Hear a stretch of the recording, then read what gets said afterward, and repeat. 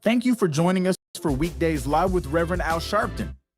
Take the time to share this broadcast right now. Tell your friends it's time to keep it real with Reverend Al. Comment your questions now in the chat or call Reverend Al Sharpton directly on air at 877-532-5797. Now stay tuned for Reverend Al. This is Reverend Al Sharpton. As you watch the broadcast, support National Action Network. Go to www.nationalactionnetwork.net and be involved. You can join, take your membership right online, www.nationalactionnetwork.net.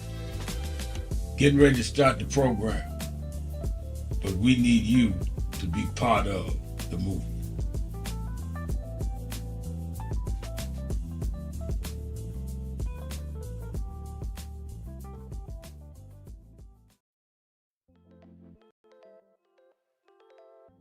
Hi, this is Reverend Al Sharpton. We are in critical times. Healthcare premiums are going up, oil and gas going up, all kinds of things that are costing us what we are comfortable to or what we were getting by.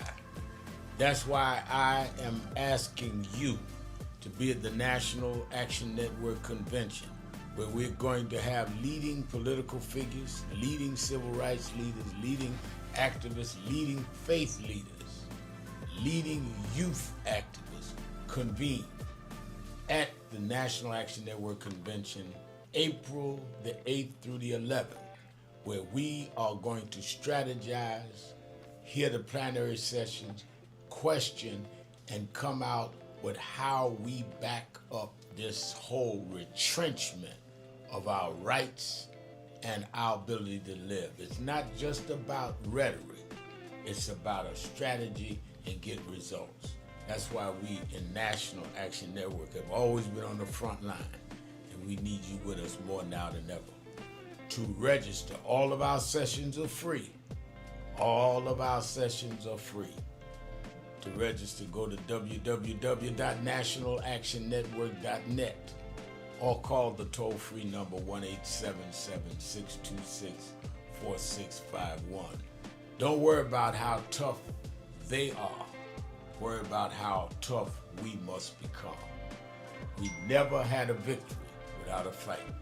It's time to strategize and fight back.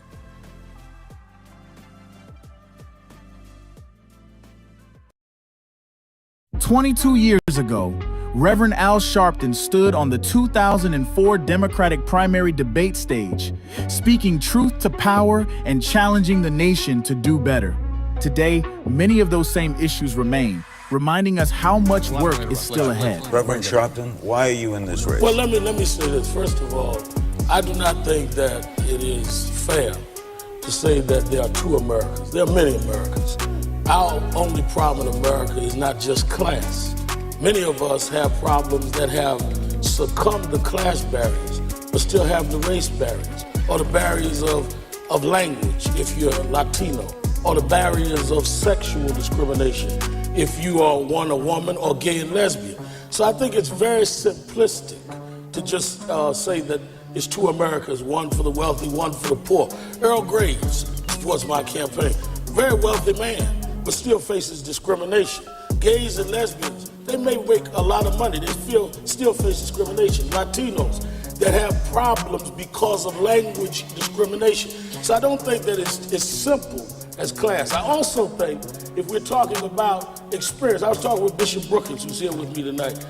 I don't see anyone that supports civil rights could support the Patriot Act. That was you're talking about a difference of direction, Senator Edwards. The Patriot Act. The Patriot Act that you supported is J. Edgar Hoover's dream.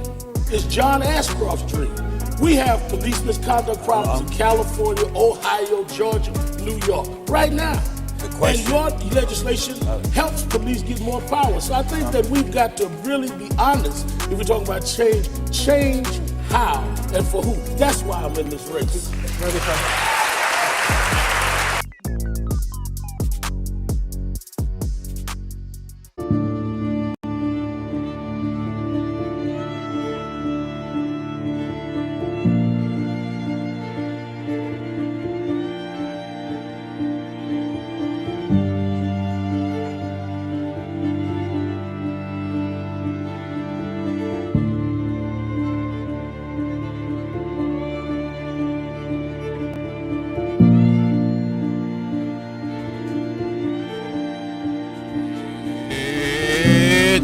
Thursday,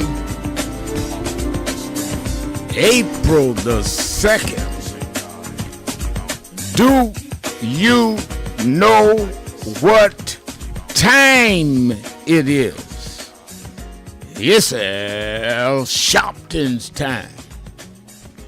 And for the next 3 hours, it's time to put aside all pretenses, deception, denial, or fronting. The time has come to keep it real on Keeping It Real with Reverend Al Sharpton. A very good afternoon to you all across the country, and good morning to our West Coast listeners. Welcome to those listening on Sirius XM, Channel 126, The Urban View, where talk becomes action. And I think that if there is any show and any group in the country, it's this show and National Action Network. I've been inundated with calls, people coming up to the convention, wanting to help be part of the active agenda. So much to talk about. It is Policy Day on Thursdays here. And let me say, I don't know how many of you watched President Trump's 29-minute speech last night. I did. And I tell you, Marlene Chisholm, Greater Memphis National Action Network, is joining me on Policy Thursdays. Glad to have you with us. Look forward to seeing you at convention. And let me say, for all of those that were looking for him to say something new, and for the rest of them that thought he was going to make sense, I reminded all of them that, did y'all forget yesterday was April Fool's Day? So did y'all really think he was not going to get on there and do what he did, which was absolutely nothing? Here's a man now, President of the United States, most powerful person in the world by being the head of state of the most powerful nation in the world. He got on there and said we should be out there in 2 or 3 weeks. We've had the most terrific, successful assaults ever happen. I've done in 33 days, and he went through the days that the World War I was, and World War II was, and Korean War and Vietnam War, and I did more than they did. But he said it was a military operation, wasn't a war. Well, theirs were wars, and there was attacks. Nobody attacked us, and there was no declaration of war. So to compare whatever he's doing, which is turned into a war, with World War I, World War II, Korean War, and Vietnam War, in and of itself shows that the man is not thinking right. Then he said that the strait has to be reopened, but we don't care if it's open or not. We don't get a lot out of it. And let those that have to use it get it back open, Strait Hormuz. Because that is not our situation. First of all, if 20% of the oil in the world is transported through Strait Hormuz, whoever we are dealing with has to get their oil through the straits. So whether we're directly there or not, we come out of that deal. We're connected. with that deal. If they can't get the oil, how are we going to do it? I don't understand. And I'm not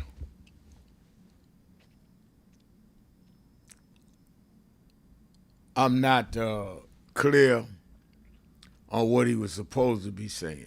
Sunday didn't say anything new. Then he said something that he was going to, if they did not get rid of all the nuclear weapons, and he said they'd already gotten rid of them. Then he said if they didn't do this, he was going to return them back to the Stone Age. I mean, just all over the place.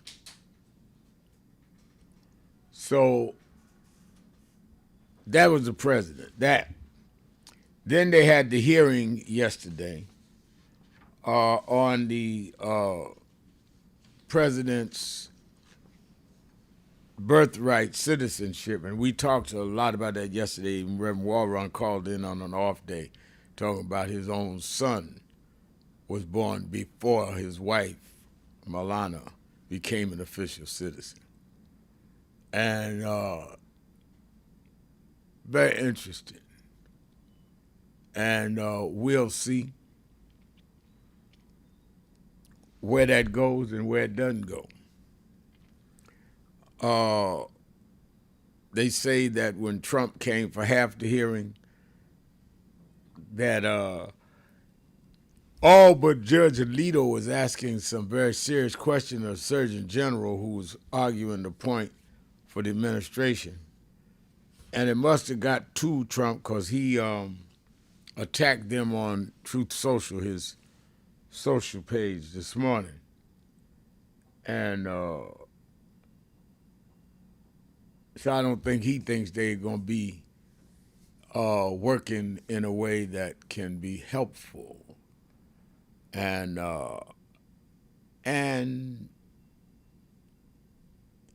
if you and I are in any way duped by their campaign, they always going to come up with all kinds of discrediting campaign. They're going to now go after this one and that one because they're very concerned about losing this midterm election. That's why he's going after the voting rights. That's why he's going after birthright citizenship. They've got to try and knock down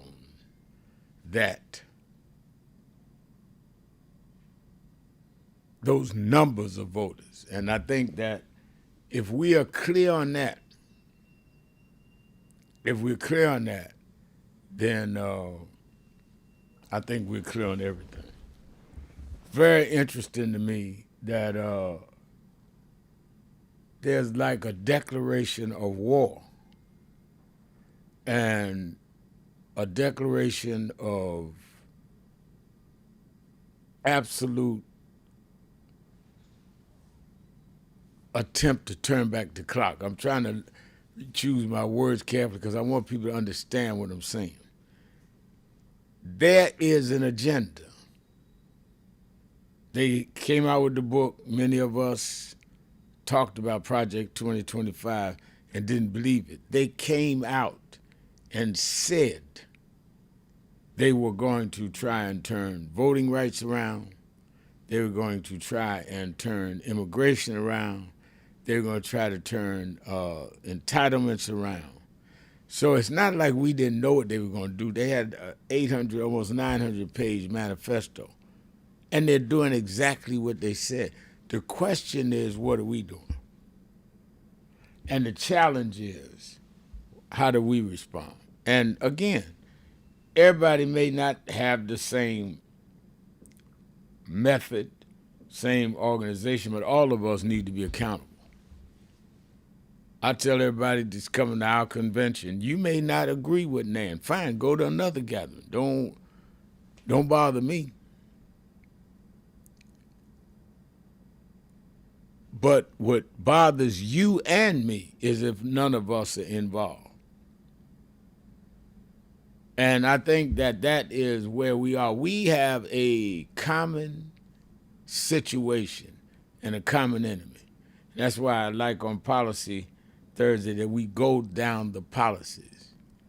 And I was talking to a black cop about 4 or 5 days ago. He said, you know, I don't know if you deal with law enforcement. I said, I want them to uphold the law.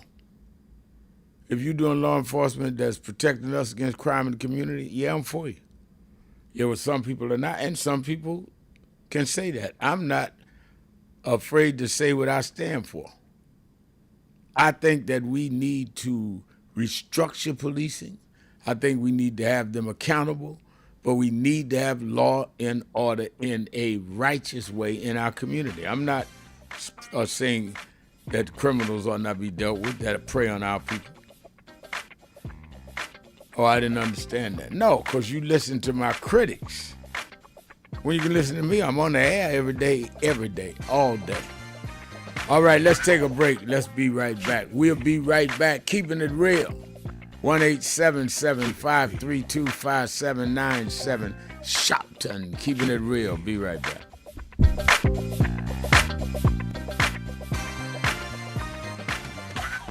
Breaking news.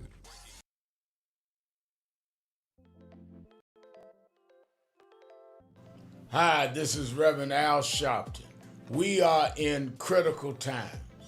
Healthcare premiums are going up, oil and gas going up, all kinds of things that are costing us what we are comfortable to or what we were getting by. That's why I am asking you to be at the National Action Network Convention, where we're going to have leading political figures, leading civil rights leaders, leading activists, leading faith leaders, leading youth activists convene at the National Action Network Convention, April the 8th through the 11th, where we are going to strategize, hear the plenary sessions, question, and come out with how we back up this whole retrenchment of our rights and our ability to live. It's not just about rhetoric, it's about a strategy and get results. That's why we in National Action Network have always been on the front line, and we need you with us more now than ever. To register, all of our sessions are free. All of our sessions are free. To register, go to www.nationalactionnetwork.net or call the toll-free number 1-877-626-4651. Don't worry about how tough they are. Worry about how tough we must become. We never had a victory without a fight. It's time to strategize and fight back.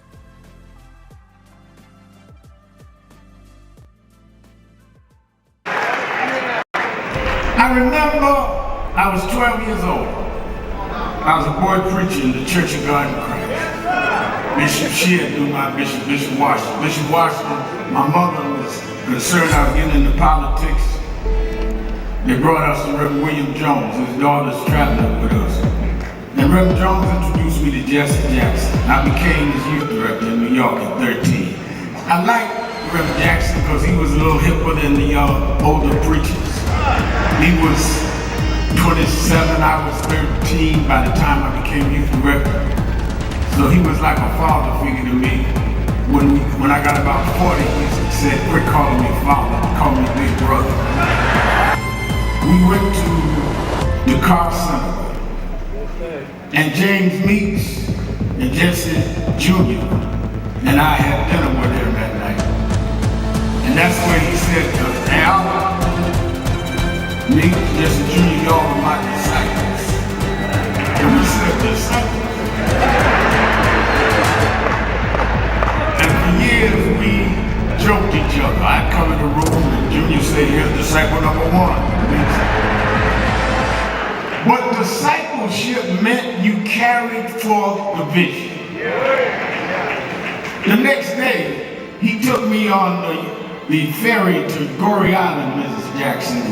On Goree Island, he showed me where the slave camps were. And I will never forget, he said, Al, you see what that artifact is? I said, what's that? He said, they call it the door of no return. When you go through that door, you either made it to America to slavery, or you died in the Atlantic. The door of no return. But I talked to him about 3 years ago, and I reminded him, I said, remember when you brought me to the door of no return? He said, yeah. I said, well, we did return. We returned the President of the United States, Barack Obama. We returned the Vice President, Kamala Harris. We returned with businessmen. They thought they sent us as slaves. We came back as global liberators. The problem is that too many of us did not join the movements that sponsored us. And there was a breakout in 2024 called Negro Amnesia, where you forgot where you came from and forgot how you got where you got. Therefore, they're trying to take back everything you had.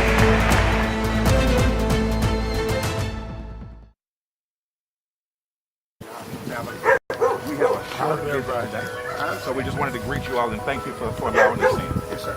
We were with Gold. Yeah, we was here. They were on the plantation. Our family was on the plantation. Wow. And that's, of course, that's the slave house. That's one of the slave houses. Sir, it's been 13 years. That's right. Good to How see you been? Doing fine.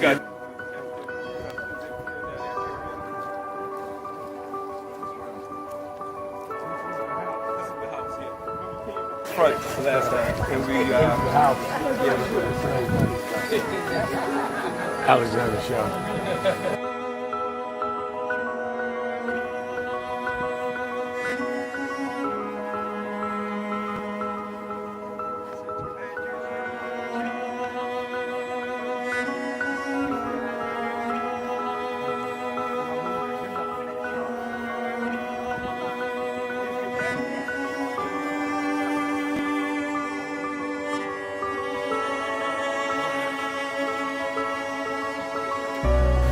How many slaves were staying there? I have no idea.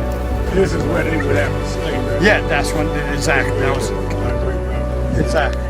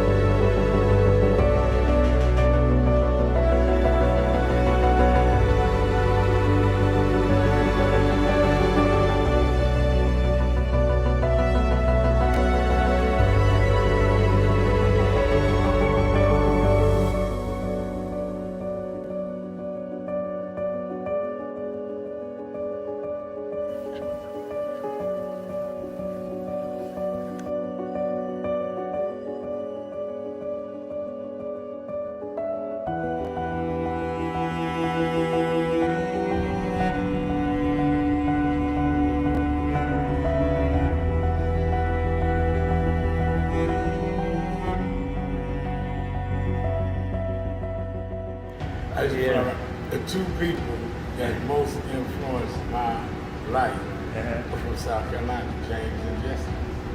Jesse right up the road with me. I went over his mother's funeral. Jesse walked me to my mother's casket. Wow. To South Carolina. That's the balance of my life, James and Jesse. Yeah. Civil rights, shoulders. But also where your people from too. Literally. Yeah, right. And when I knew Jesse was from James, I started Birthright. Yeah. And James had died before I knew about him in South Carolina. Oh, really? Yeah. James died December 25th. He died Christmas Day, 06. And they came to do the story for February of 07. They came to me in January. His daughter swear that was his daddy and helped him push the information out. Wow. And I called Jesse and told him, you know that my great grandfather was a slave about 45, because Greenville right up to I-20. He said, I told you we was connected. That's why you gotta listen to me. But no. Reverend Sharpton, good to see you here tonight. By our count at WMUR, you've only been here once in 2003. You counted wrong. Okay. You must be using the Florida Republicans count. Nevertheless, as far as your visits are concerned, you have been here far less often than your colleagues here who have gone through the paces, met with the voters, done the grassroots style of campaigning that the voters of New Hampshire are expecting and looking for. Why shouldn't those very same voters not think of you as disrespecting them by not coming here and doing the same thing? Well, I think, first of all, I've been here several times last year and this year. I intend to be here. In fact, I was to preach here Sunday, and the snow stopped me. I intend to be here between now and the primary. And I think that's any more than any of us. There are many places that some of my colleagues have not been to Keeping it often real. at all. I think that people I am go your host, and campaign based on their resources. Reverend Al Sharpton. This is Policy Day. And let me say by way of announcements, don't forget Saturday and Sundays, including this holiday, Saturday and Sunday, for you that celebrate, as I do, Easter. We will be live. I still will be doing the show live at 5 p.m. Eastern Time on MS Now. And we've been on the phones working already, getting our guests, members of the Senate and the Congress. This whole question now of where the House is turned around, Mike Johnson, the Speaker, and turned around and saying they're going to let the DHS funding through. What does that mean? How does that affect not only the TSA workers and their back pay? How does it deal with travel? I knew they were going to have to do something before the Easter weekend and spring break. But what is the breakdown of that? And what are we dealing with in terms of the diversity of the jobs? There's a job problem in these unions. And I think that we need to deal with all of that. So watch Politics Nation with Al Sharpton both Saturday and Sunday. Many of you have relatives come for Easter weekend. Turn it on. If you turn it on, I'll keep them there.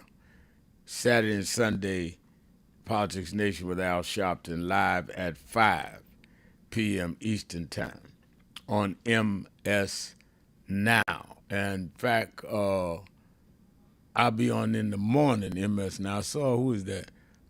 Happiness Donut says, I call myself watching this morning because Rev says he's on sometimes, but when I heard Joe's commentary, I threw the remote. Well, I'll be on in the morning. Now, I saw Joe a little while today, and I thought he was condemning a lot of the fruitless part of what Trump said, and he may have commented other. But let me find out all what he said. But you know what I'm going to say in the morning. I'll be on about 7 o'clock, I think, Eastern Time on Morning Joe in the morning.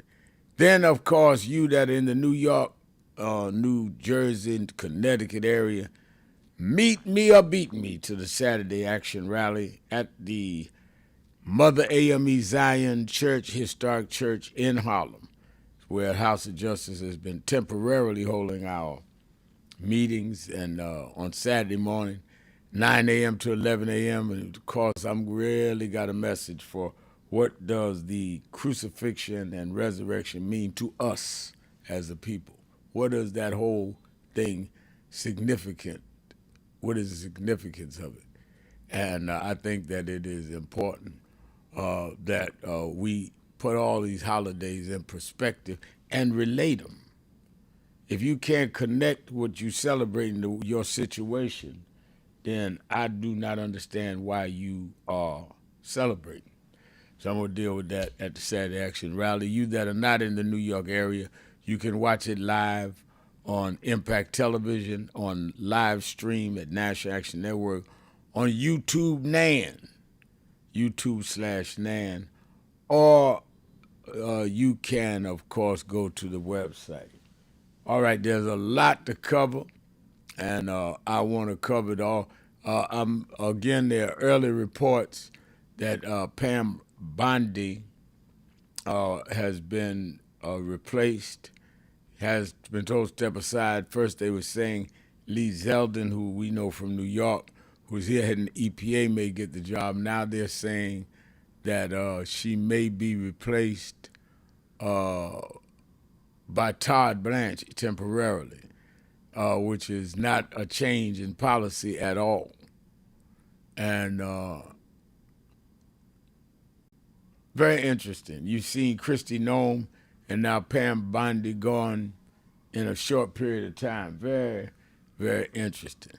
All right, and I see our Western Regional Director, Western Regional President, saying that the Western region will be here for the National Action Network Convention, Reverend Jonathan Mosley. And Reverend Mosley, we're looking for our chapters from L.A. to Sacramento to Las Vegas, all of the West, Phoenix, all will be in the house. And we are at maximum. People can get information on the convention at www.nationalactionnetwork.net. All right, let's get ready to take some calls. It is Policy Day. Let's start in Germany. Hadn't heard from Rick in a couple of days. Let's start with Rick in Germany. You're keeping it real with Al Sharpton. Good day, Brother Sharpton. Good day. You caught me by surprise.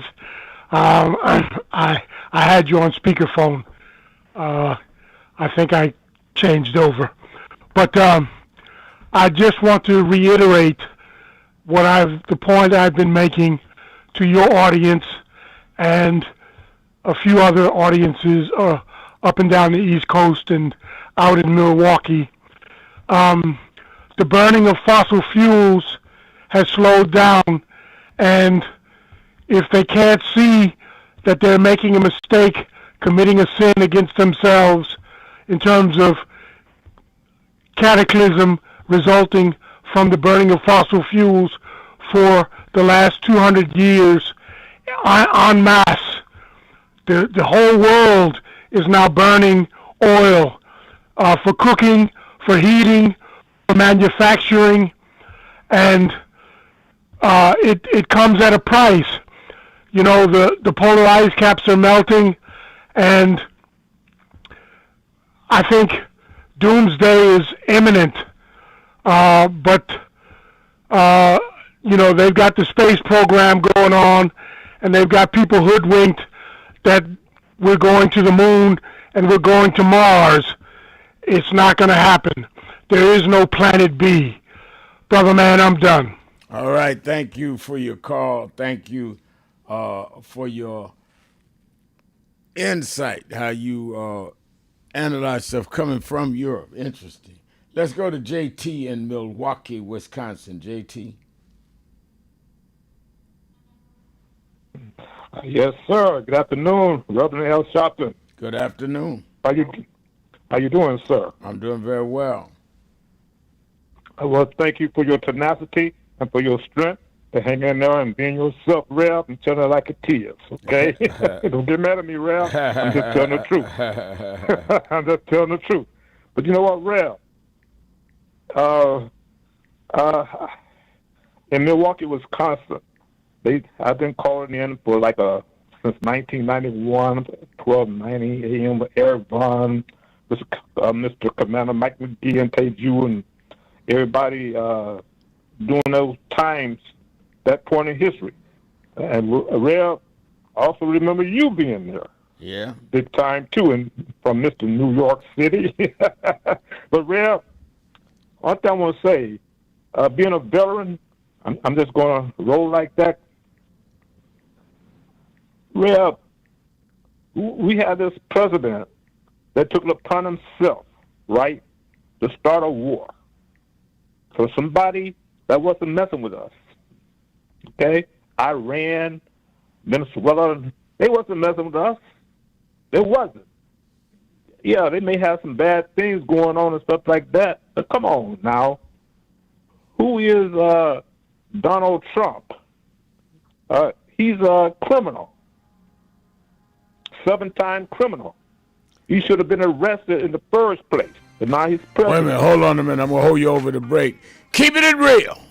Sharpton. Be right back.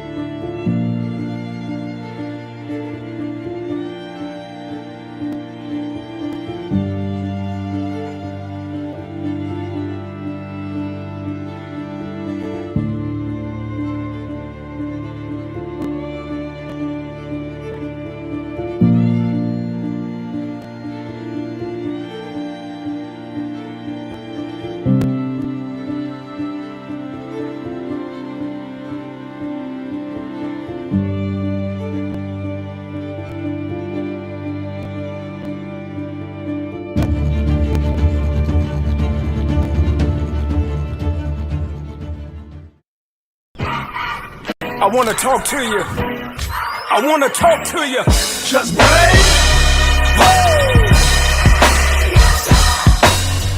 I believe that. Good morning, everybody. I hope the coffee has kicked in by now. I want to start by thanking your leader, the Reverend Al Sharpton, and everyone at the National Action Network for 35 years of standing up for civil rights and opportunity for everyone. And I couldn't be more grateful for the way that you have blessed the lives of so many, including mine. As we look today on King Day, let us not forget that we had to struggle to even have this day. They did not wake up one morning and say, let's give a federal holiday to Martin Luther King.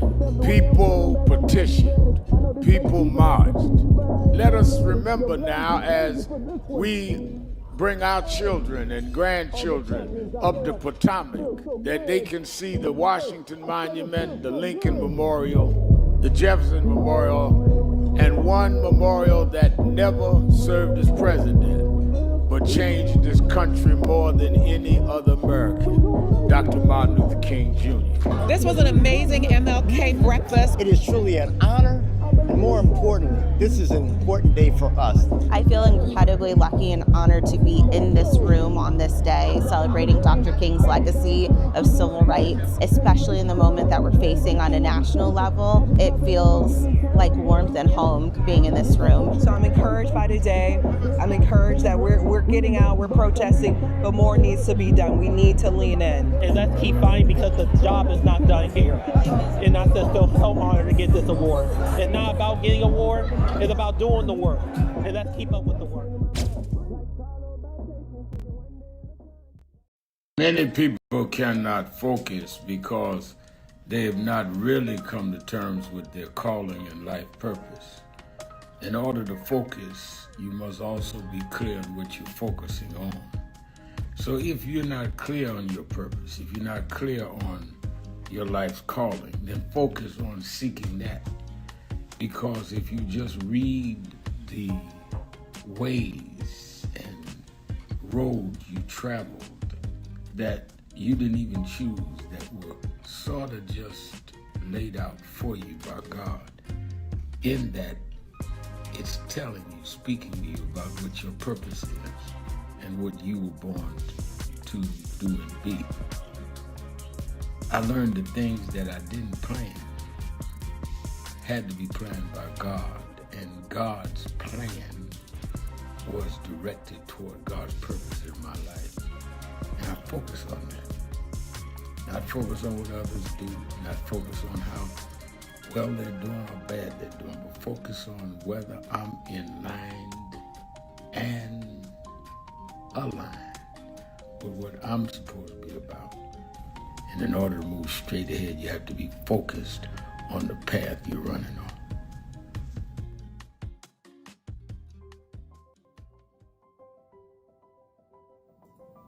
Hi, it's Reverend Al Sharpton, President and founder of National Action Network.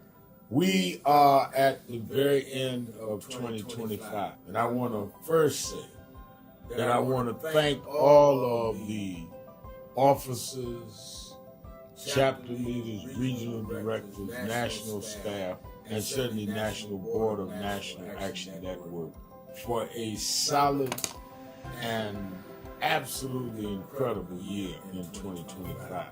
Despite the fact that we are under assault, voting rights, diversity, equity, and inclusion, the battles globally where we're seeing Nigeria and Venezuela attacked, and on and on and on. We have been steadfast as an activist organization in the tradition of Dr. King. We started the year with a national call that thousands responded to, and we were in Washington on our side of town while Trump was being inaugurated on the other side of town. And we made a pledge. We told people to lift their hand and make the pledge. And we kept that pledge to work all year to keep the dream alive. And that led into when Trump went after DEI, we supported some that were boycotting, and we started boycotting, something that had never happened. We said we're going to go buy from those that have committed to keep DEI, and went in several cities around Costco's and Sharpton. We've now bought stock in other companies. We're going to shareholder meeting and demand they continue DEI. We've had a sensational National Action Network convention covering the span of activity, from political empowerment to education, to how we deal with the Black church, how we deal with Black women development that has to deal with both discrimination based on gender and race. And of course, we came to Wall Street by the thousands and marched in late summer on the anniversary of the March on Washington. And people thought you could not get people out, and they came from all over the country. And we marched on Wall Street and had an enormous turnout. The only mass Black march, Black-led march this year. We had a lot of protests, a lot of marches. I salute all No Kings marches and all. But the Black called Black organization march, it welcomed everybody. We had white, Black, everybody there. Was our march on Wall Street in August. And then our Triumph Award and on into our fall. Keeping it real, keeping it real. I'm your host, Mobilized. Reverend Al Sharpton, and we're back.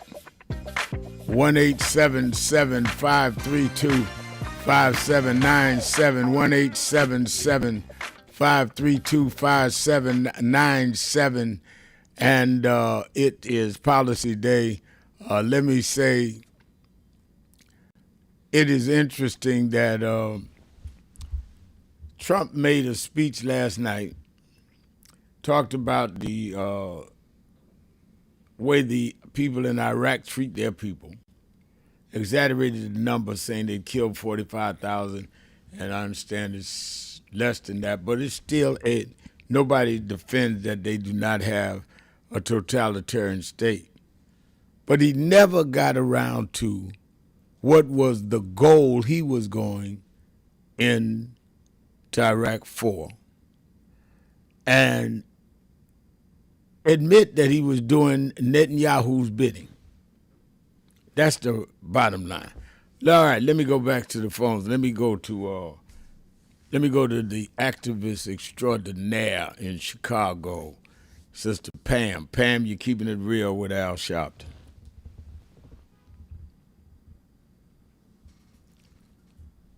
I don't hear Pam.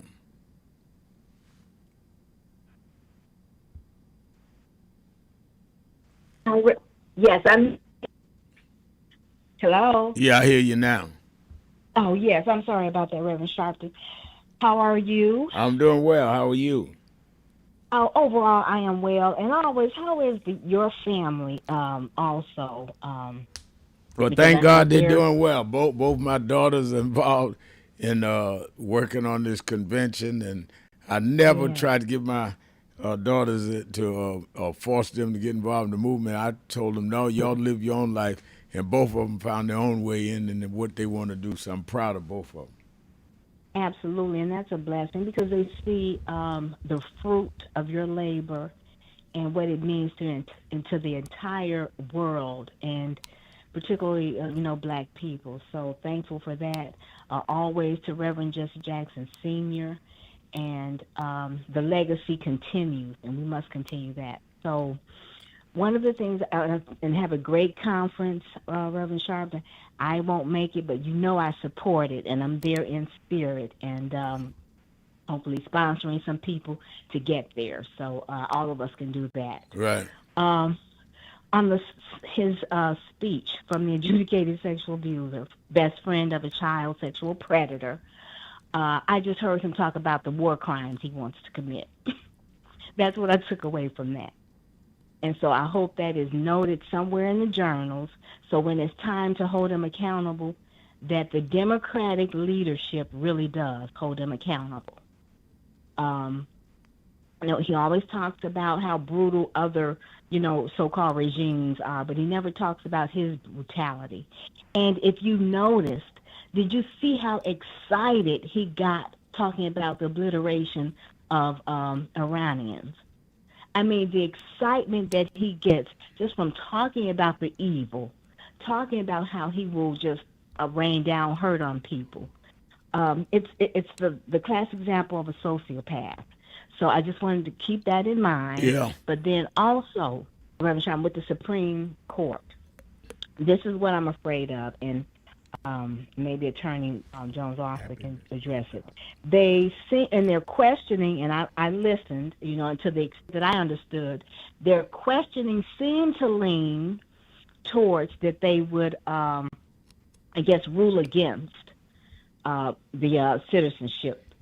And the argument against him was just so strong that, it was just plain to see that this would be wrong. And, and the birth of a citizenship should be attached to the land. And when the adjudicated sexual abuser lied and said other countries don't do it that way, that's a lie.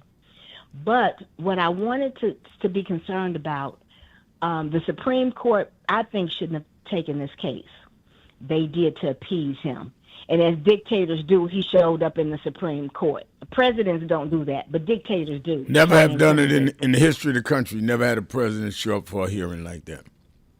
And you can only imagine, I know we always say this, imagine if Obama had showed up in the Supreme Court. Yeah. When, a case was being presented. You know how the conservative MAGAs would have jumped on that. So what I'm concerned with is that the Supreme Court, the decision will come down in June, and let us not forget that this is on the table. Because it seems to me they'll try to find a way to give him some type of carve-out. And like I said, and Attorney Jones also can talk about this, so that they won't look like they totally ruled against him. So it'll be some carve-out that will allow him and the rest of the maggots to try to alter citizenship for us. So that's what I'm afraid of. But I always, in my advocacy, Reverend Sharpton, do you know you can contact your Supreme Court? You can write them as well as you can call the Public Information Office, and you can email the Public Information Office. So I think that's one of the things we should do. Because we're always looking for action. We can do that now until June, until the decision comes down. Yeah. And we can make our, reviews very clear that we are against this and that it is wrong. No, and absolutely, lastly, lastly, Reverend Sharp, I just want to say, I want to make sure, are we supporting our civil rights organizations and those who are doing the work? Because we need a massive voter registration drive. Representative Crockett lost, but she wasn't wrong in her theory. We've got to stop trying to count on votes from the Republicans, conservatives, independents. If in some areas we have enough to overwhelm the votes with Democratic voters, Black voters, that's what we need to do. Reverend Jesse Jackson talked about voter registration. That's right. He talked about in Washington, D.C., having that made a state. So we could have had 2 Democratic senators. You've talked about it, Reverend Sharpton. We've got to be smart and fierce in how we're going to push back on this fascism. And when the Democratic leadership takes office, I want them to hold everybody accountable. Those who need to go to prison, go. And then I don't ever want to see a Republican in office again for the rest of my lifetime and now. Never. All right. That's a bold statement. I like that, though. Thank you for your call. Happiness Donuts told me I've left JT from Wisconsin. Where's JT? I'm sorry. I went to break and came back. I'm on the phones booking folks for Politics Nation. I forgot. Is JT still up? Well, when he calls back, let me have him finish. Thank you for that Happiness Donut. See, I do read y'all's messages on the message board. Let's go to Noble. Noble in California. Noble, you're keeping it real with Al Sharpton. Yeah, thank you. And so, Al Sharpton, what's going on today? I was wondering if you are familiar with the Florida state representative who just turned the ambassador to the United Nations. His name is Michael Walsh. Are you familiar with him? No. Yeah, well, I know he was appointed. I know he was there last week when President Ghana and all of us I spoke about reparations, and they voted against us. But I don't know nothing about him personally. I know he's there, nominated by Donald Trump as president. Okay, well, he is a German from Florida. He was the national security before Rubio, and he was the 52nd state representative out of Florida. And now he's a German in the UN, and he's going to have the nerve to vote no for our reparations, as well as Israel and as well as Argentina. Now, Gutierrez, who is the deputy of the United Nations, is from Portugal. He's a Portuguese.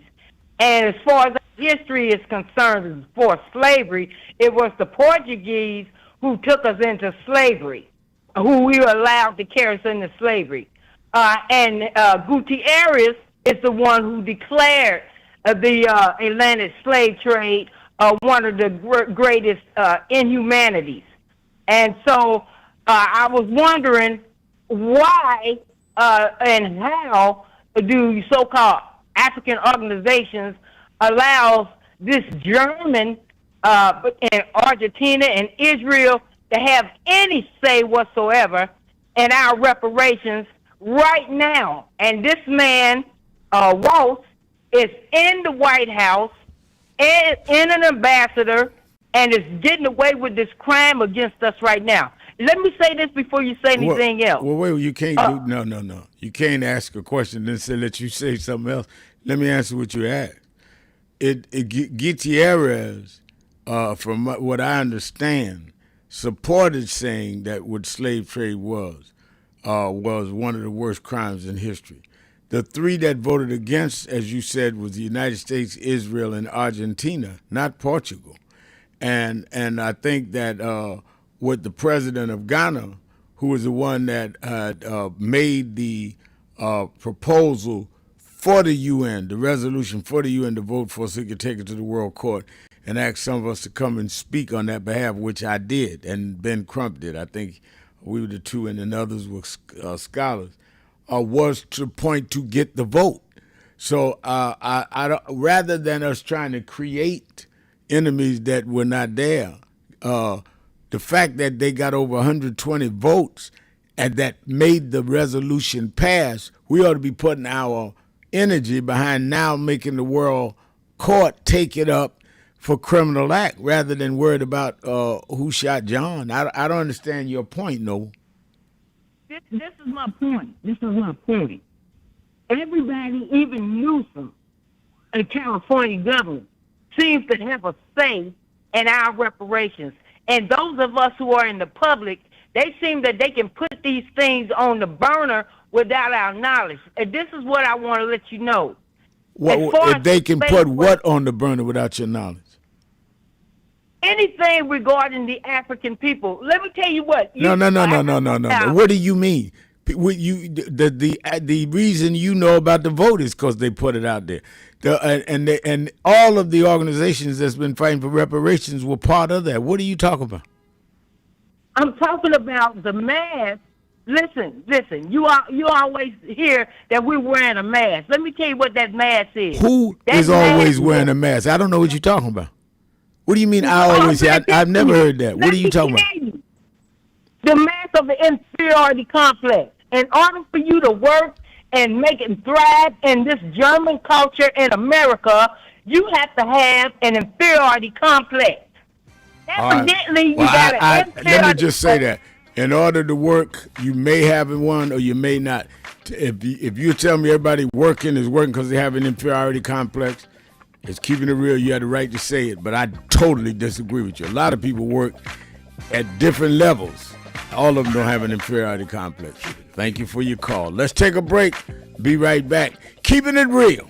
Sharpton. Be right back. Keeping it real.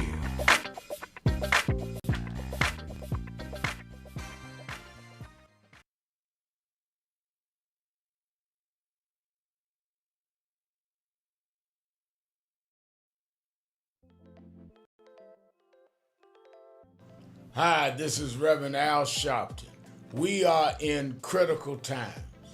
Healthcare premiums are going up, oil and gas going up, all kinds of things that are costing us what we are comfortable to or what we were getting by. That's why I am asking you to be at the National Action Network Convention, where we're going to have leading political figures, leading civil rights leaders, leading activists, leading faith leaders, leading youth activists convene at the National Action Network Convention, April the 8th through the 11th, where we are going to strategize, hear the plenary sessions, question, and come out with how we back up this whole retrenchment of our rights and our ability to live. It's not just about rhetoric. It's about a strategy and get results. That's why we in National Action Network have always been on the front line, and we need you with us more now than ever. To register, all of our sessions are free. All of our sessions are free.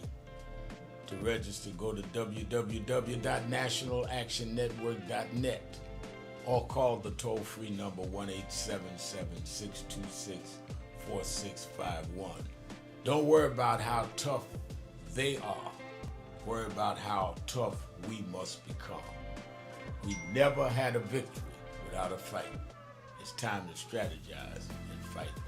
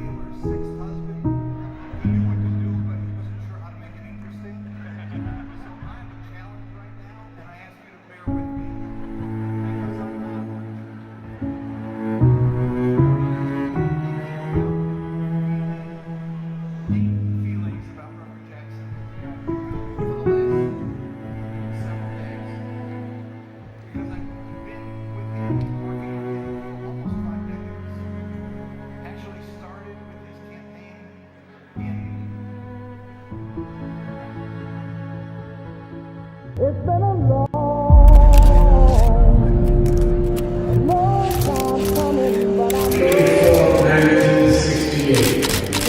Martin Luther King was killed in Memphis, Tennessee. And it has been the commitment of National Action Network to always, in the month he was killed, to let them know they killed the dreamer. I have a dream today. When it came from the dream.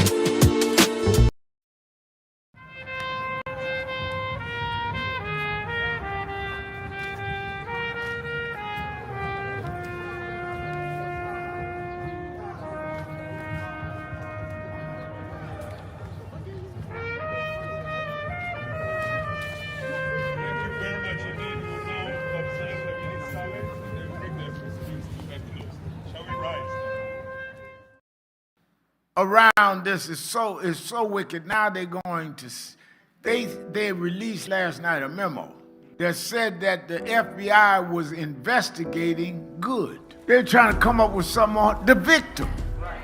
Not they going to investigate who shot her. The ICE agent shooting in the head 3 times. They're going to investigate her.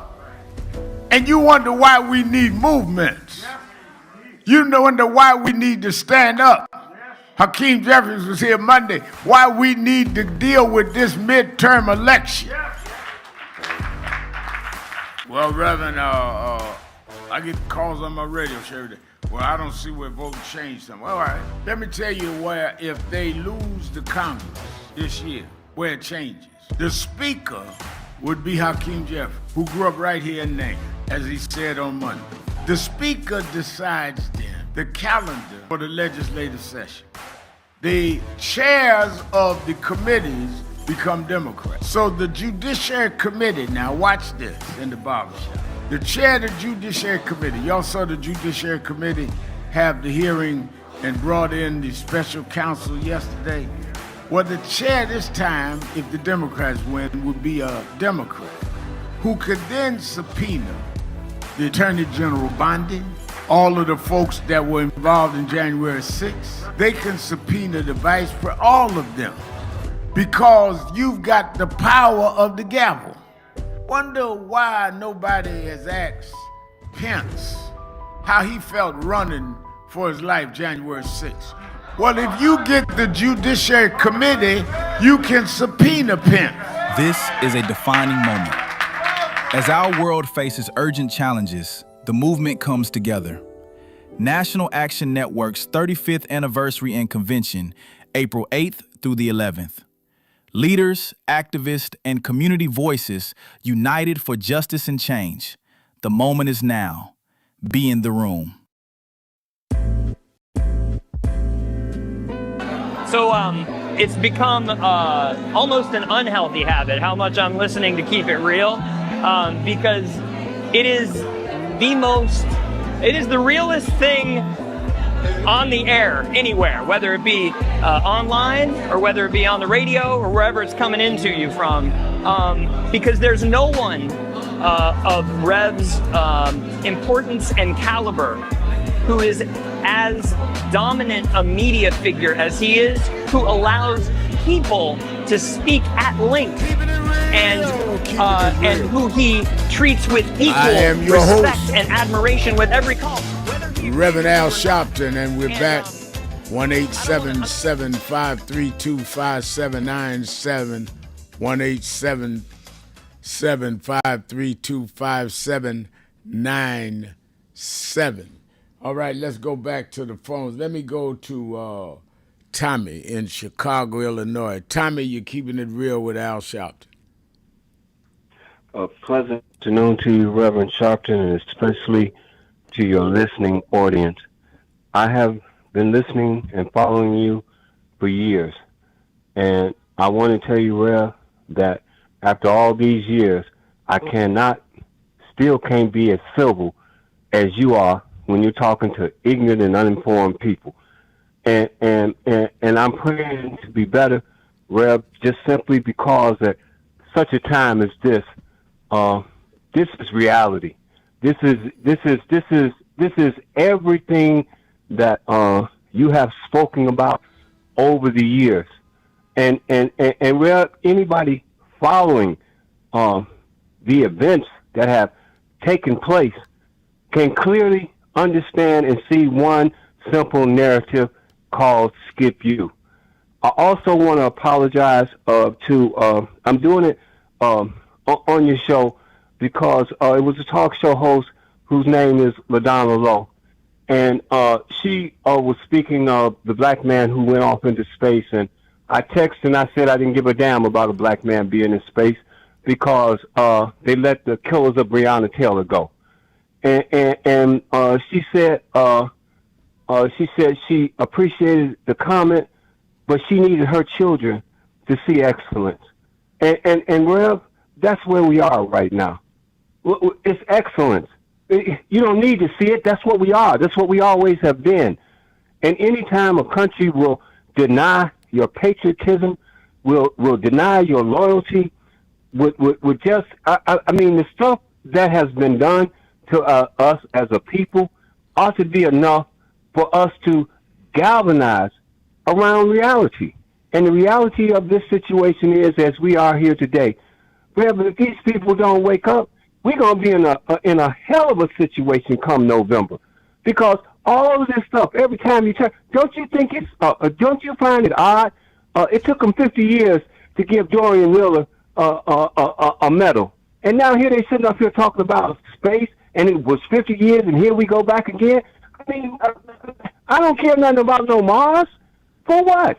We can't even do what we need to do down here. So I can only imagine if there are Martians, I'm sure they're just sitting up there waiting. And more importantly than that, Rev, I just want to salute you for the years. Living history has died, and you get so used.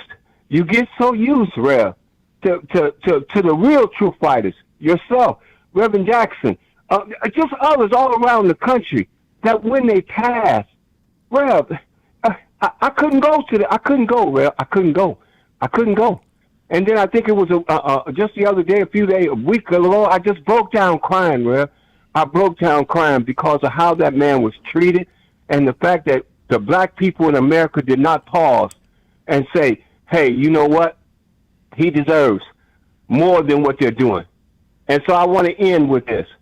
Anytime you got to explain racism to a Negro at this point, this is enough to turn and make you say, damn. And I'm sorry, but Rev, I love you, man. And as far as I'm concerned, you're left. You and others. And all of us have to keep hope alive, have to realize that we are somebody. And if somebody got to tell you that you are somebody, that's your first clue of how damn dumb can you be. I love you, Doc. Love you. Thank you for your call, Tommy. And no, you're right. I think often about people don't know what people like Reverend Jackson and others had to, the criticisms and the threats on their lives and just all kind of nonsense. Some people listening right now on radio that cry for Reverend Jackson now talk about him 3 months ago in derogatory terms. But you take that if you believe in it. I remember, when I fought case, 35, 40 years ago for a young lady in New York, Tawana Brawley. And people jumped on me when the grand jury didn't believe him. And then somebody come out, he's telling the FBI all about the mob. Mob was ripping off black artists. He's informant to the FBI. Like the mob should be able to do that and not be turned in. Was we informant to the FBI when we took Breonna Taylor's case to the FBI and to, just craziness. But you learn, Tommy, as you go over a period, that if you're out here, they're going to come with all kind of stuff. And you fight because it's right. And you know that with right, they're going to come and try to stop you. They don't pay attention to people that don't make a difference. So if nobody's against you, it might be because you're not doing nothing. And if people take shots at you, it might be because you're out there doing something. So I'm good with it. Let's go to Yessie in Atlanta, Georgia. Yessie, you're keeping it real with Al Sharpton. Grand Rising, General. Good afternoon. Good afternoon to the clergy out there, to the clergy specifically. You are in the highest degree of danger before our Heavenly Father possible. This is not Yessie talking. This is me talking to you from the prophecy of us being in a time when an imposter would purposely come on the planet showing all types of force, forcing people into a particular submission to their religion. And I'm saying their religion because this is not taken away from the divine providence of our Heavenly Father. Whether you call him Yahweh, Yahweh, Allah, the things that are prevailing right now are sure testimonies to the fact that the only, and when I say the only deliverance, the only salvation from this is obedience. I'm not saying Jesus Christ. I'm not saying anything but the one we call Jesus, who, if you do your study, we know the name came from someplace else. But we know that these prophecies were set forth. We know that people have done things, and mostly the clergy. You know the laws of your God have been changed. You know the Sabbath has been changed. You know these things, and you still pick up this false Messiah that has been prophesied that you would do. Now, I can't change your mind personally, but being a sure witness to the prophecies of our God, repent. The only, not a vote, repent. The only thing out of this dilemma is to return to our Heavenly Father. Now, explain to me what you're talking about. You're talking in riddles. If you're saying that, wait, I didn't interrupt you one time.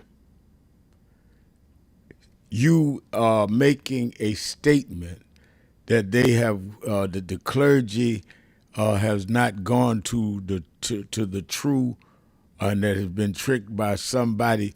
Who are you talking about? What do you say? What you're saying? Okay, when you're in Revelation, right before you talk about the mark. No. I don't bring me to no scripture. Tell me what you explain exactly who you are talking about. What you said. Revelations that said you just said. Exactly.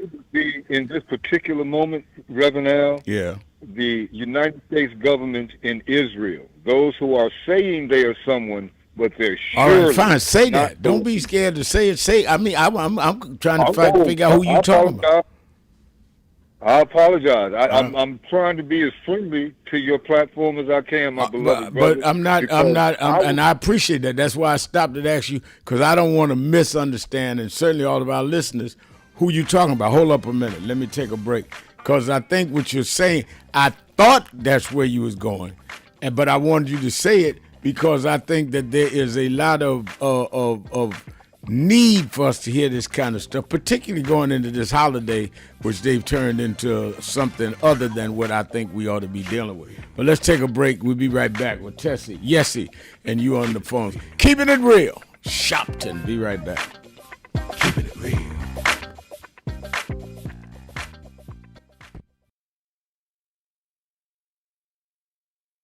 22 years ago, Reverend Al Sharpton stood on the 2004 Democratic primary debate stage, speaking truth to power and challenging the nation to do better. Today, many of those same issues remain, reminding us how much work is still ahead. Reverend Sharpton, why are you in this race? Well, let me say this. First of all, I do not think that it is fair to say that there are two Americas. There are many Americas. Our only problem in America is not just class. Many of us have problems that have succumbed to class barriers, but still have the race barriers, or the barriers of language if you're Latino, or the barriers of sexual discrimination if you are a woman, or gay and lesbian. So I think it's very simplistic to just say that it's two Americas, one for the wealthy, one for the poor. Earl Graves supports my campaign. Very wealthy man, but still faces discrimination.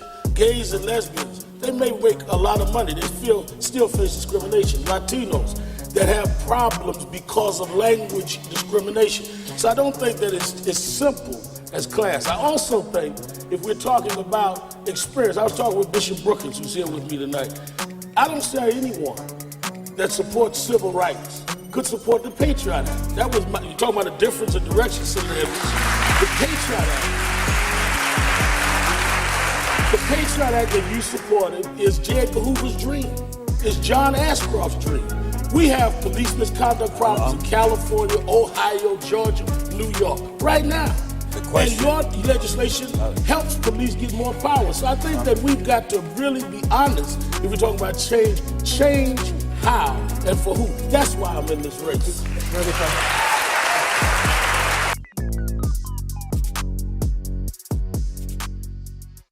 Keep hope alive. Keep hope alive.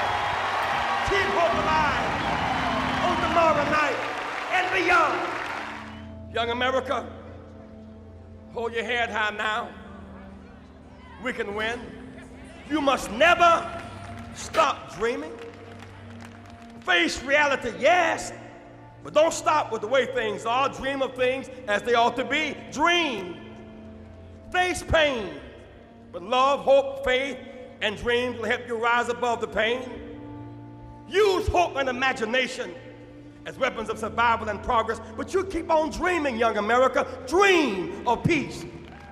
Peace is rational and reasonable. War is irrational in this age and unwinnable.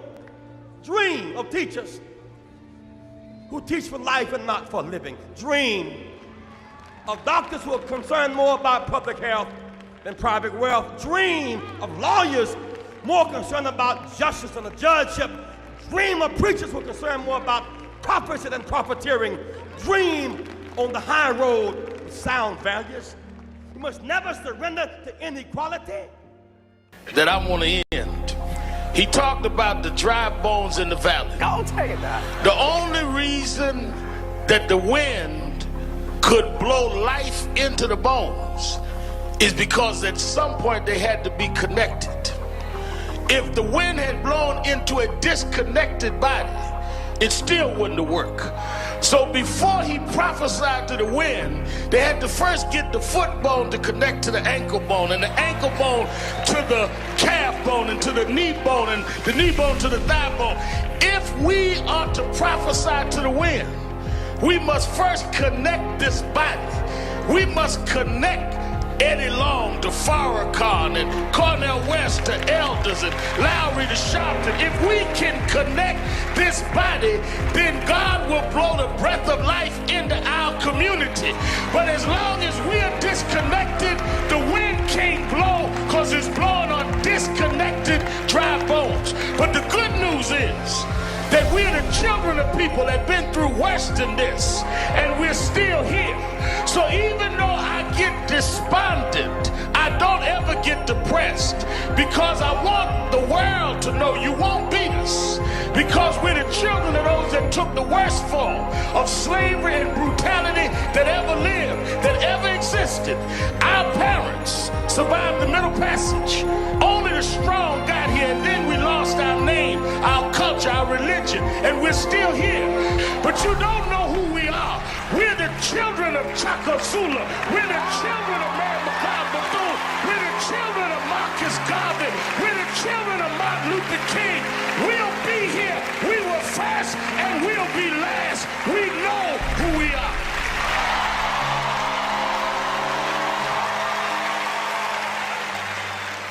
And I think that is extremely important about the funding.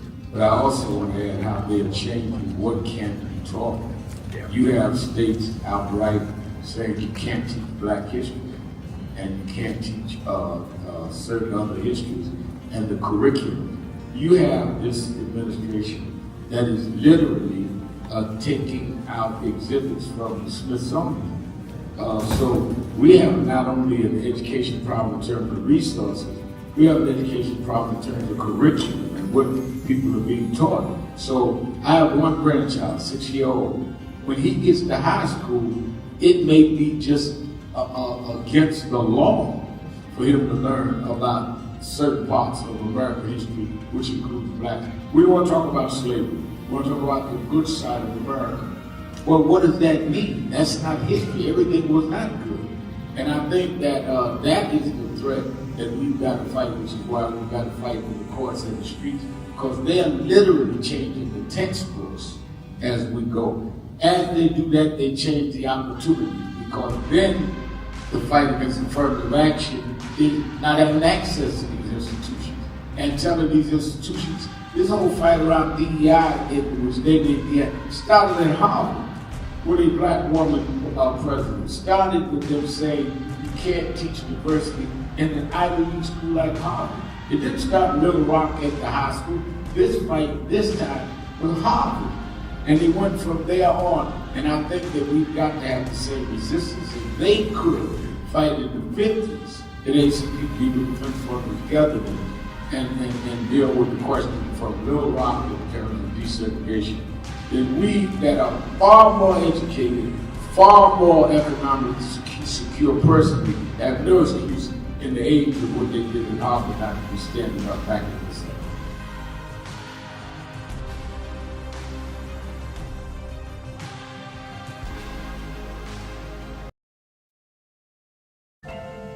Thank God I was blessed to have both in my life, both historic, strong figures. But if I misuse them and listen to not only figures that are not as historic as them, but figures that had nothing to do with the calling and purpose of my life, I would live confused. I'd be double-minded. I'm clear. What I want you to do is be clear. Clear on who you are and why you are. And a lot of that will be exposed to you and others by who you are around and who you allow to enter your head. Keep people at a distance that only have a distant unclear vision of who you are and who you are supposed to be. They could be your blood relatives, but they could not be the ones that accompany you toward what you ought to be about tonight.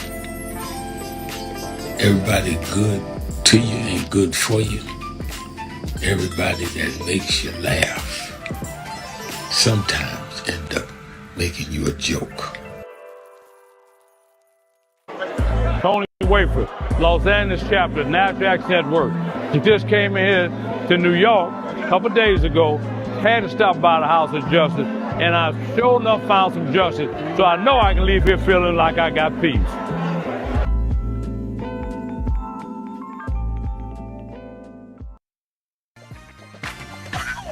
You live. Keeping it real, keeping it real. I'm your host, Reverend Al Sharpton, and we're back. 1-877-532-5797.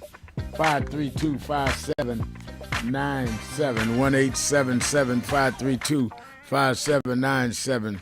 Let's go. Is Yessie still on the board? Yes, he is. Yeah, go ahead, Yessie. Yessie. Thank you, my beloved. And I got Jennifer Jones Officer. Nutshell.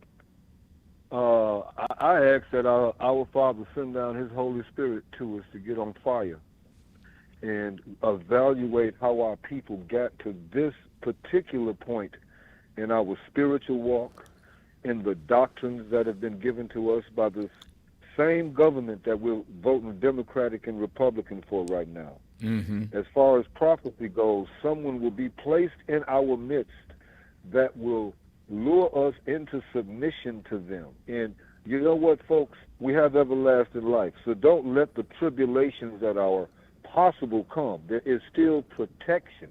We have to have a faith in the God in each and every last one of us, and His prophecies, and His salvation. And I could say a whole lot more, Rev. I know you got more people. I thank you for that time. Get back about our Father's words, His laws, His holy days, His Sabbaths. And let's let the clergy, our clergy, when our clergy turns back and brings the flock back to our Father who loves us and has set you apart to go out and gather His children. Thank you, Rev. All right, thank you for your call. We're joined, as we are every Thursday at this, for the last 90 minutes of the show, our policy wonk, I call her, but she's that and a lot more. And I've been saying the last 2 Saturdays, for you that watch or listen to the Saturday Action Rally or attend, that we are close to closing on our new headquarters. And the one that has engineered that is our policy queen and our vice chairman of the board. I mean, we are on the precipice of something that's going to be astonishing, but it wouldn't have happened without her. So she knows more than policy. She knows law. She knows negotiation, and find herself the last few days knowing therapy. She's become a therapist. All of that put together. I won't explain that one in public. She know what I'm talking about. The one and only attorney, Jennifer Jones Austin. How you doing, Jenny? I'm good. You are more than generous to me. It's just an honor, a true honor to journey with you, at all times, and especially as we are about to achieve something just so monumental, so significant for National Action Network, and more importantly for our people, for our community. I'm just honored to be a part, and I'm grateful for the opportunity to serve. So thank you. Thank you. Let me ask you, and I'm going to the phones, let me ask you, give me your critique as an attorney, a respected attorney, and attorney that has dealt both on the in the legal world and in the social service and social justice world, which sometimes collide and sometimes coalesce. How do you view, through your legal lenses, the Supreme Court hearing yesterday around birthright citizenship? That one, there was the questioning by the justices, which most of which seemed not favorable, but we don't know till we know. And secondly, the optics of the first time in American history, the President of the United States deciding to come and sit in the hearing. And what message did that send, if any? Well, the first thing I'll say to you is that I believe, I'm going to go with the first question first, second question first, that what Donald Trump attempted to do was just how do I say this? He completely disregards the constitutional separation of powers between the branches of government, the Congress, the executive branch, which is the presidency, and the Supreme Court, the judiciary. The judiciary is supposed to be a free and independent body that is supposed to uphold the Constitution. There's no ifs, ands, or buts around it. And what Donald Trump attempted to do there yesterday was to actually make them intimidated, make the justices intimidated, specifically those who he put in place. And it was just that, it was disregard. It was willful, intentional intimidation, almost like bribery of sorts. Immoral, at a minimum. And, made me wonder. And so how do you justify this? Like, is this what the taxpayers' dollars are supposed to be paying for the president in the midst of a war that he created, in the midst of an affordability crisis, an economic crisis? Is he supposed to be sitting up in the Supreme Court justice hearing to hear the arguments about a problem he created? That's not what he's supposed to be doing. So it was immoral, and it was unjust, and it certainly was not him carrying out his responsibilities as the president of the United States, moving in violation of the separation of powers. Now, overall, what I took away from the hearing is that, it's very likely that Trump will lose on this. Remember, what they're looking at is an executive order that essentially he put in place that tries to kill the constitutional birthright provision that allows that if you were born in this country, regardless of your parents' nationality, if you were born in these states, you are a United States citizen. What I saw was that there were justices who were asking essentially how do they go against a constitutional ground that has already been set in place. And remember, these are people who he put in place. People like Justice Kavanaugh was trying to find out, there has been constitutional ground that has already established that this is the law. And so how do we go against that? When you have somebody who you appointed in Justice Kavanaugh asking that question, that signals that he's not necessarily on board, that there's very good likelihood he is probably not on board. The asking by the justices of open-ended questions, that's always a signal. They were asking questions for which, in some instances, there weren't yes/no answers. Sometimes trying to help give people, how do I say this? Something to run with. But Trump's attorneys could not run with it. They couldn't hold a candle to the ACLU attorney who really spoke to what has long been established as precedent. For the justices to go against it, there's no real loose or subjective interpretation. They were trying to find one, and they couldn't. And I think they're going to be hard-pressed. I thought it was interesting that also Reverend Walround, who's on Tuesdays, texted me, and I had him come on yesterday. And when he did the research, the Melania Trump, who is the first lady, got her citizenship. Mm-hmm. Got her citizenship after she had Trump's youngest child, Barron. So what does that make him, according to Trump? Wow. I mean, that was irony, which I'd never heard, never thought. But he pulled it up on Google, and the dates say when she received citizenship and when Barron was born. So, I mean, clearly he's playing to a crowd where he has given the personification of people that are getting away with becoming citizens just by birth, being black or brown. And it goes back to the whole 1856 Dred Scott decision, and then 1886 where they had to come back with a decision to refute the Dred Scott decision. I mean, this has a historic pattern. This is not something new, and he's playing to those No. same kind of vibes. Right, and let's add, he's also playing into, his mental mindset, this authoritarian mindset, this white supremacist thought, the king thought that that he's above all of this. Right. That he can have his own rules, but then he's going to establish rules for everybody else. So it's very much consistent with the man who is trying to outlaw absentee mail-in voting, but yet does in the last voting in Florida in the primary, he mails in his votes. Let's take a break. We'll be right back. More of you on the phones. 1-877-532-5797. Sharpton, Jones Austin, keeping it real. Be right back. Keeping it real.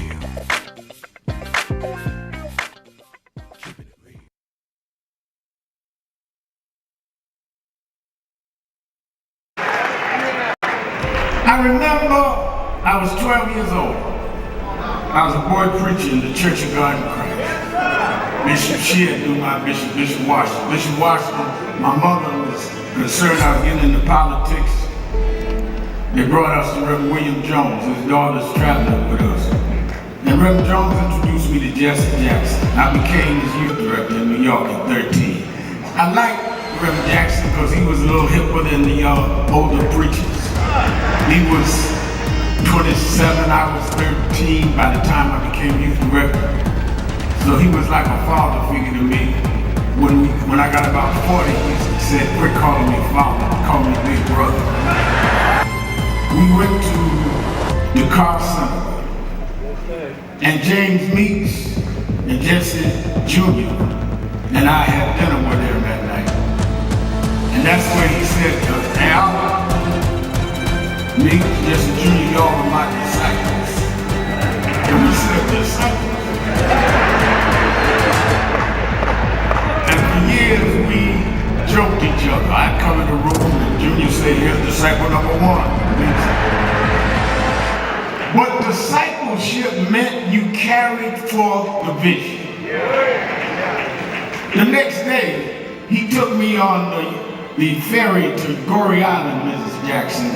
On Goree Island, he showed me where the slave camps were. And I will never forget, he said, Al, you see what that artifact is? I said, what's that? He said, they call it the door of no return.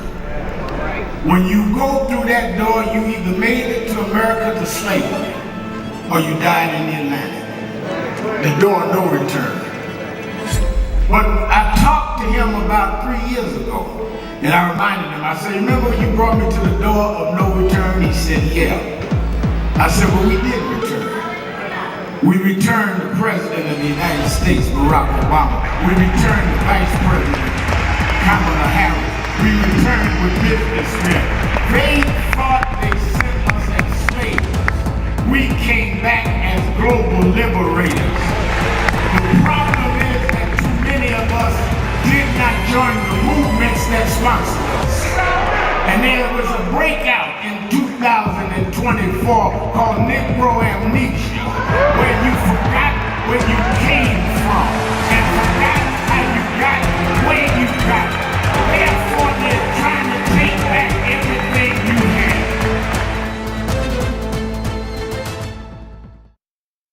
Some of you forget where you come from and forget how you got there. And act like you got there because you were qualified or that you had a good resume. But some of us had to pay a price for your resume to even be read. Some of us had to take nights in jails and licks upside the head or shut out of boardrooms like Byron so you could walk down red carpets and act like you got there by yourself.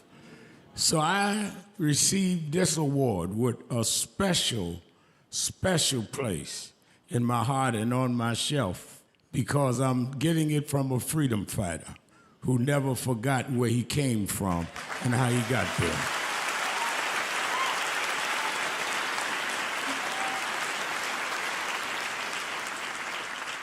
Yes, we've come a long way. We've had now a black president and now black vice president. but we still can get shot down and have to march to get a case in court. We still can get shut out of boardrooms. We're still doubly unemployed in a good economy. So we're going to have to keep marching. And I thank not only my family, a mother that raised me by herself, but I thank that lady at the end of the march that knows she won't be on TV that night and knows her name will never be in the paper, but she believed in me enough to get at the end of the line and make me look good. Because Dr. King used to say, if you call a march and no one shows up, you just going for a walk. And I want to thank those that marched with me. 32 years ago, here in Los Angeles, we marched. And then many years later, with George Floyd and others, we're still marching. And I'm going to keep marching. I'm going to keep agitating. And I'm going to keep going.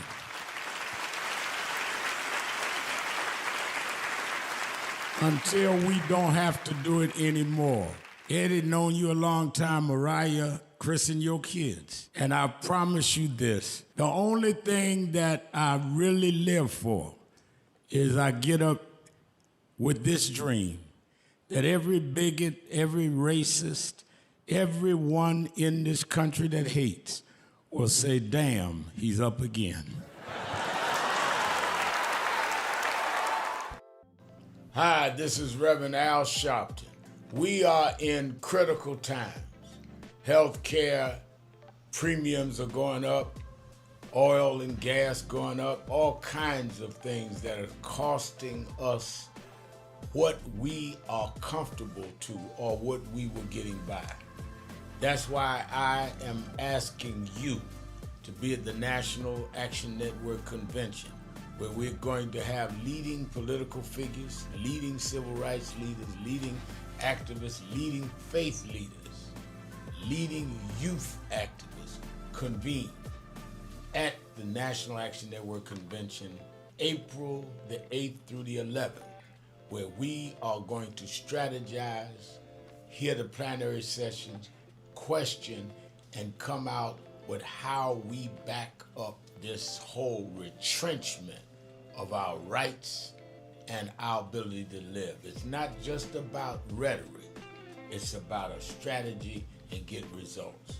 That's why we in National Action Network have always been on the front line, and we need you with us more now than ever. To register, all of our sessions are free. All of our sessions are free. To register, go to www.nationalactionnetwork.net or call the toll-free number 1-877-626-4651. Don't worry about how tough they are. Worry about how tough we must become. We never had a victory without a fight. It's time to strategize and fight back.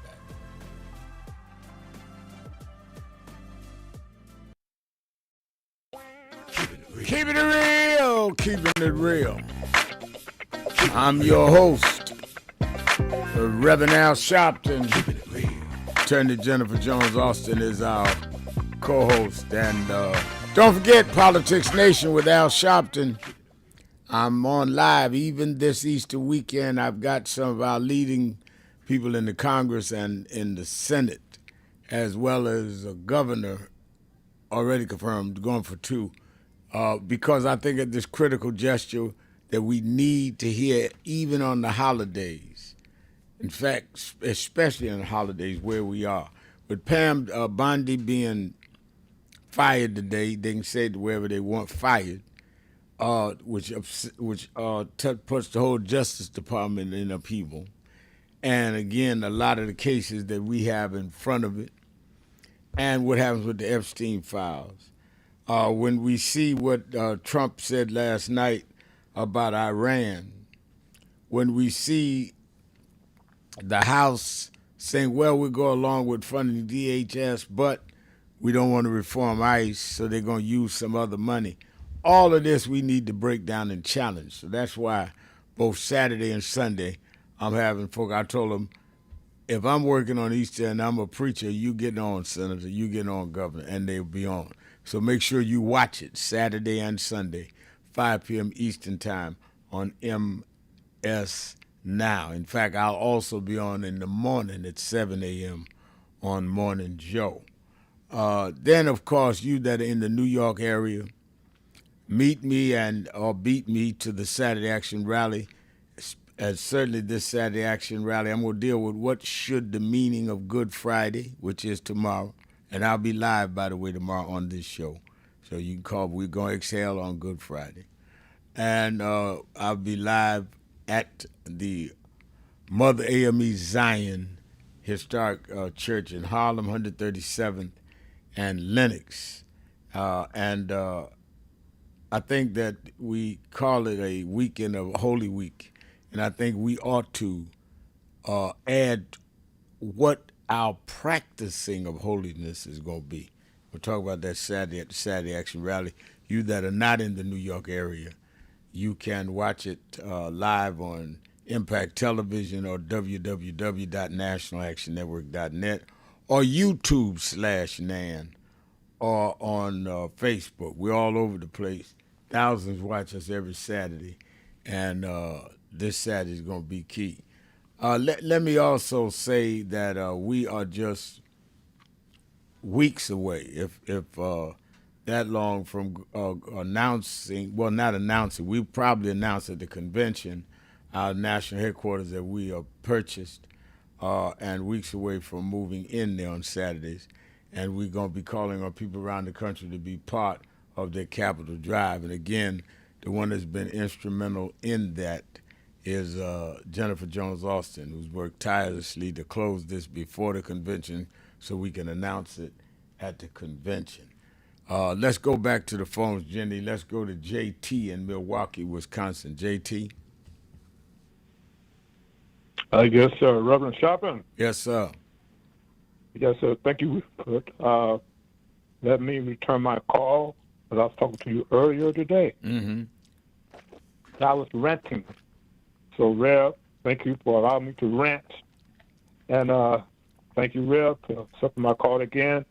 And Attorney Jennifer Austin, good afternoon to you. Hello. I think Jenny's there. Here. Yeah. Excuse me, Rev. Excuse me. No, hey, Rev, one day you was gone, Rev. And attorney, I called her Dr. Jennifer Austin back in the days, back then. But anyway, young lady, thank you for being there. Hey, Rev, You're I very want to make this short. Thank you, dear. But anyway, Rev, I just want to make it real quick, okay? Nationwide, sir. What I'd like to say, Rev, nationwide, have you seen the people on the news and stuff that is protesting about not having a king? I not only saw it on TV, I was part of it. I marched in New York with them, and I had actor Robert De Niro and Billy Porter, who had both marched and helped lead the march with Frontline with me on my show that night. Yeah, I not only saw it, I was in it. Yes, sir.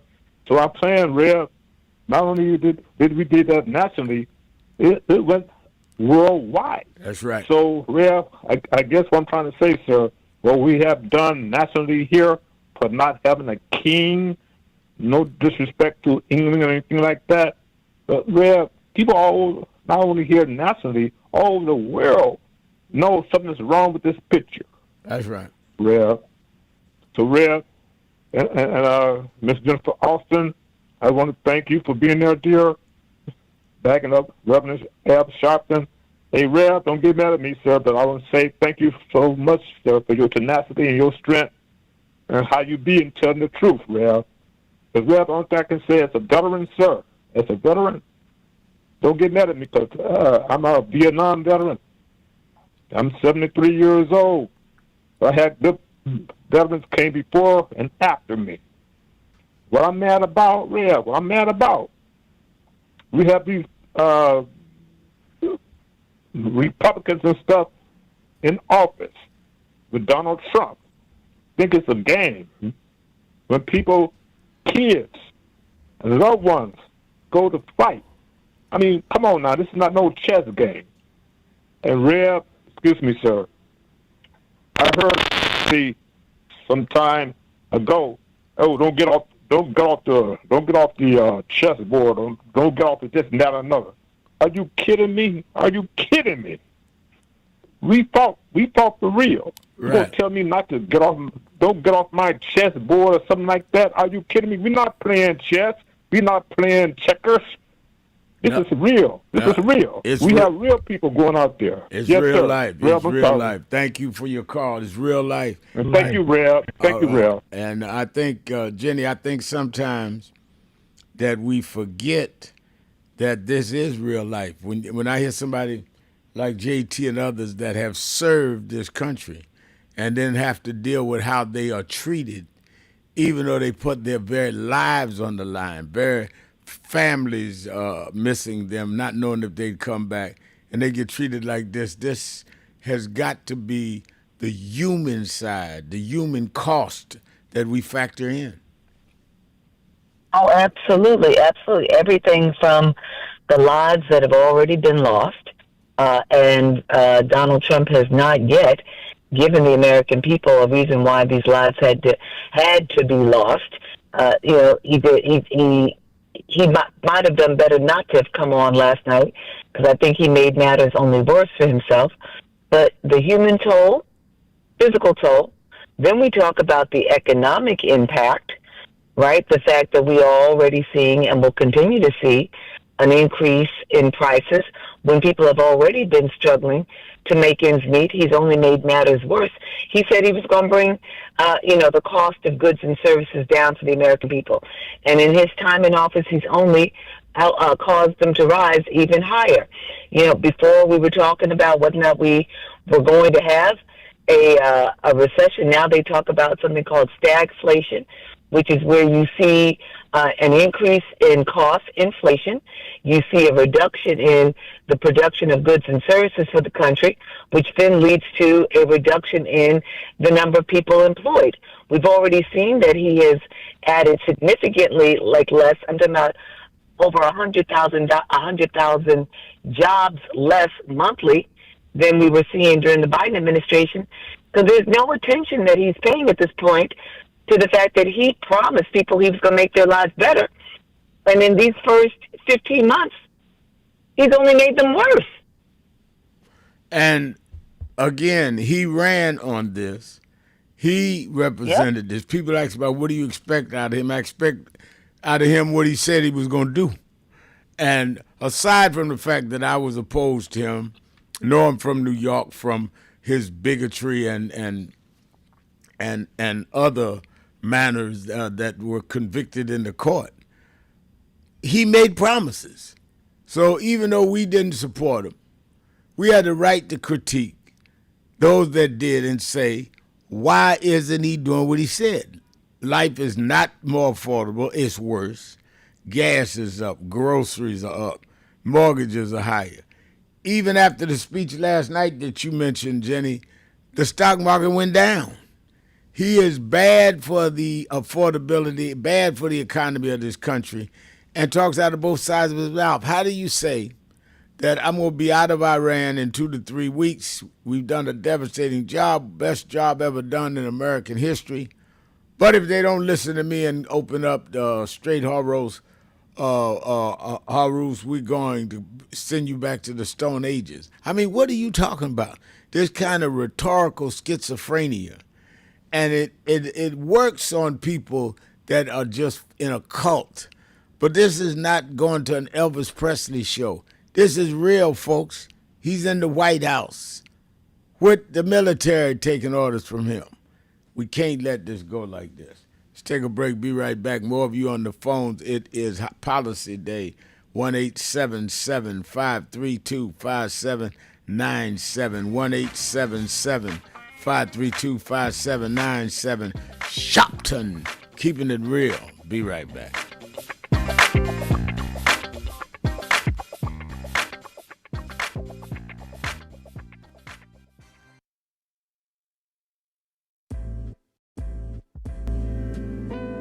So it's become almost an unhealthy habit how much I'm listening to Keep It Real, because it is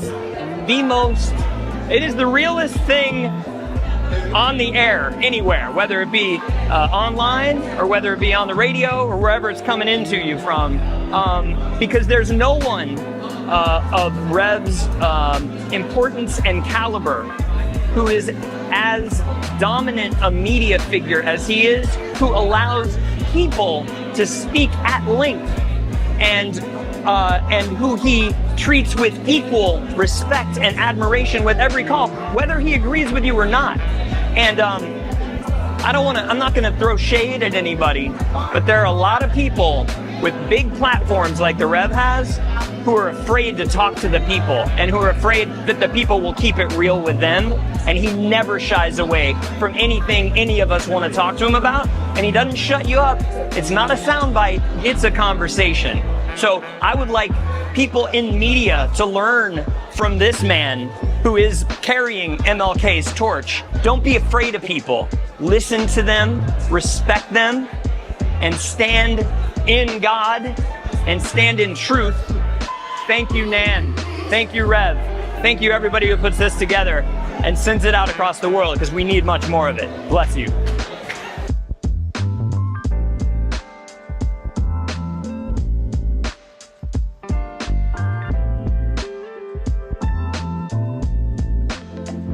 National Action Network. Power in action. 35 years of justice, impact, and purpose. Wow. This is the Saturday after I had done 90 days in federal jail for leading a protest in Vieques, Puerto Rico. And I had went down to join Latino activists that were against the Navy bombings that was exercising Navy bombings that was causing asthma and health effects among the children there.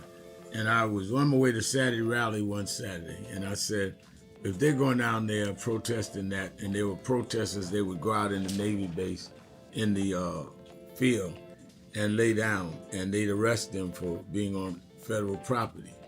And if they were doing that, then I would join them, because many of the Latino leaders went to jail with us protesting Amadou Diallo. I ended up having to do 90 days in federal jail. They transferred me from the federal prison in Puerto Rico, me and 3 others that went.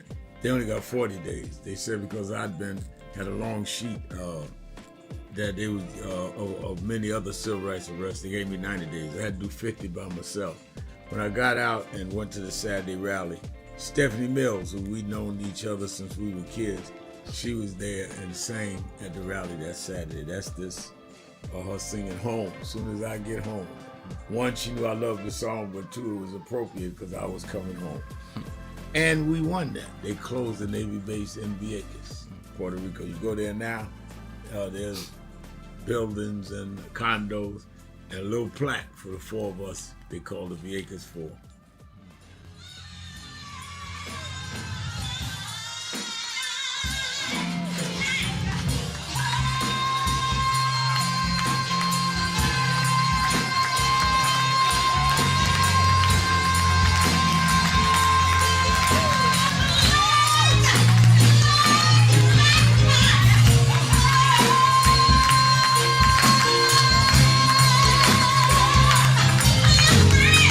Smile.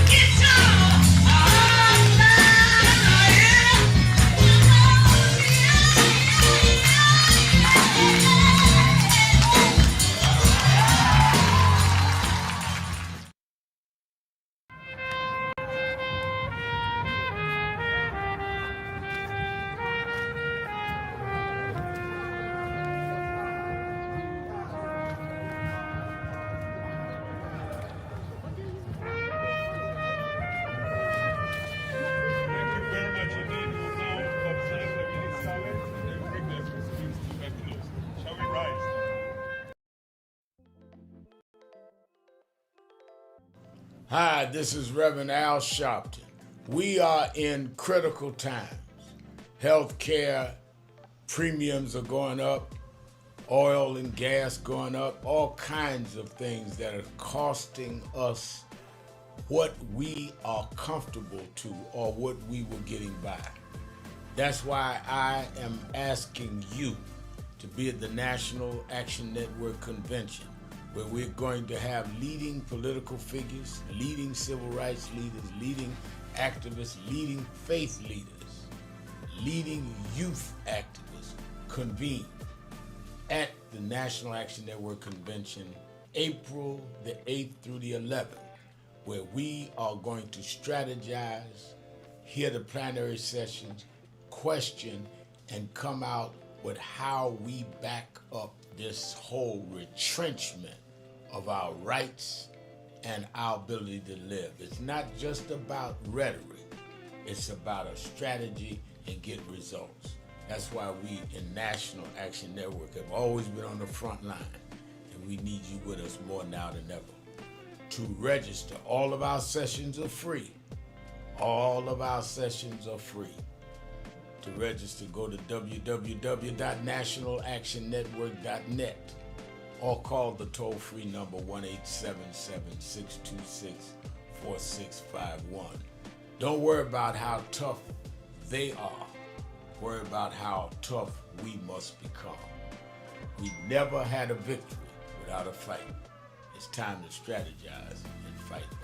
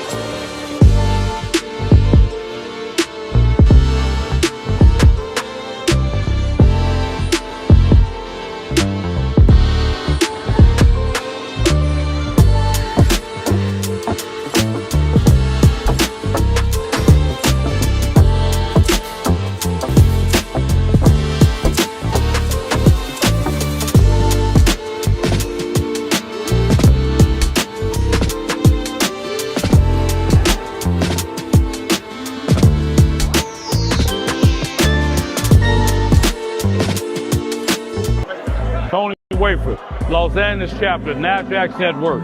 He just came in here to New York a couple days ago, had to stop by the House of Justice, and I sure enough found some justice, so I know I can leave here feeling like I got peace.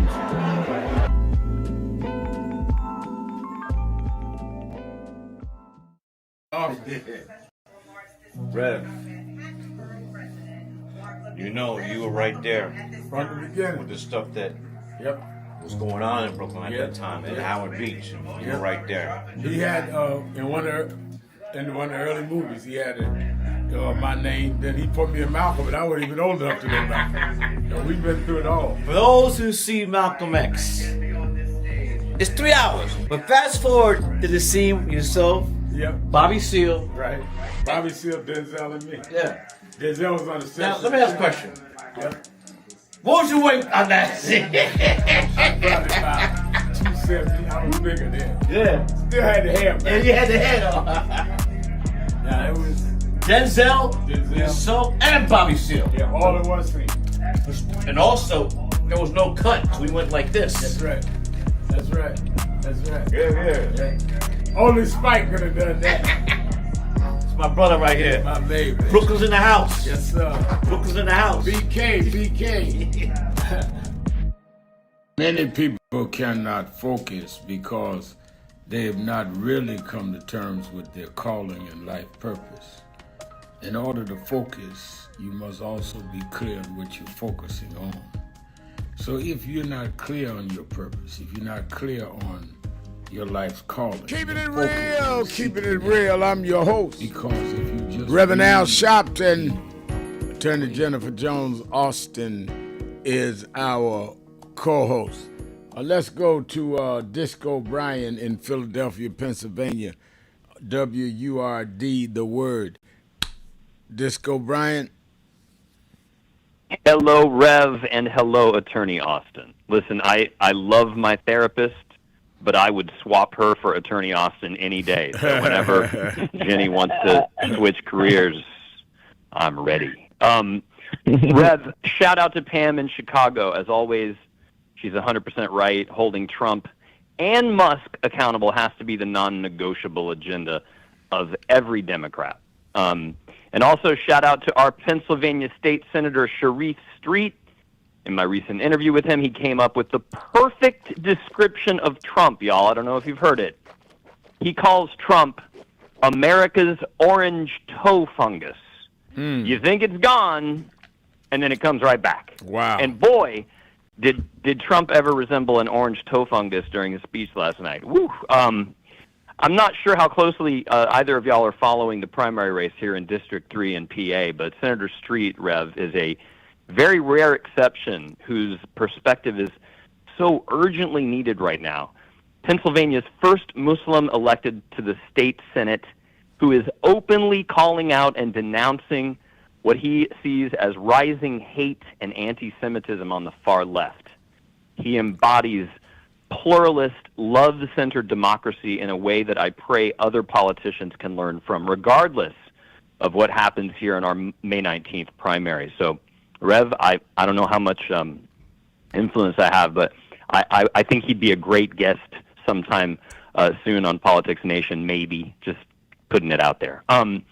His message of moral clarity. I remember he Go spoke ahead. when we kicked off the HBCU tour and we started at Monumental Baptist. He spoke that night before I spoke, so I know exactly who you're talking about. I knew his father.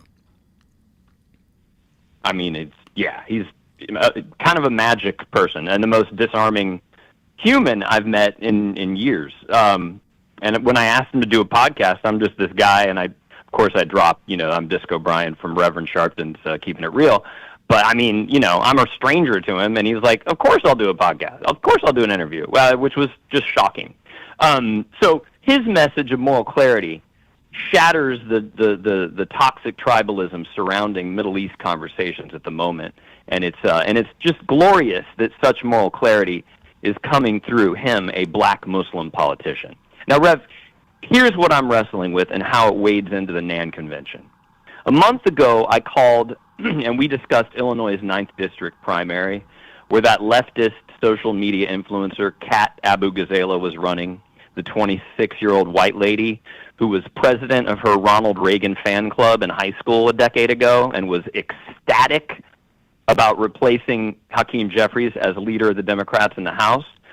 I hadn't reported back about it yet, Rev, because it happened, 3 or 4 weeks ago. But voters there rejected her and chose Evanston Mayor Daniel Biss, which was relieving. So while her defeat there in Illinois was encouraging, at the same time, as you probably know, polls for Maine's upcoming June Senate primary are favoring Graham Plattner, the recently allegedly reformed Nazi who voted twice for Susan Collins and who's good friends with an openly anti-Semitic podcaster. Rev, coming up on the roster at the NAN convention, you have Ro Khanna, and he has been excellent, of course, on transparency issues surrounding the Epstein files, and he definitely deserves credit for that. But at the same time, Rev, I don't know if you've heard, but he's joined Bernie Sanders and Elizabeth Warren in endorsing Plattner. So I hope that if you can, I don't know how much timing and all that and how much you're planning to talk about, but if you'll also maybe consider asking him about his endorsement of Plattner. When you say endorsement, what did he say about Plattner? He just endorsed him, officially chose him over Janet Mills for the Senate in Maine.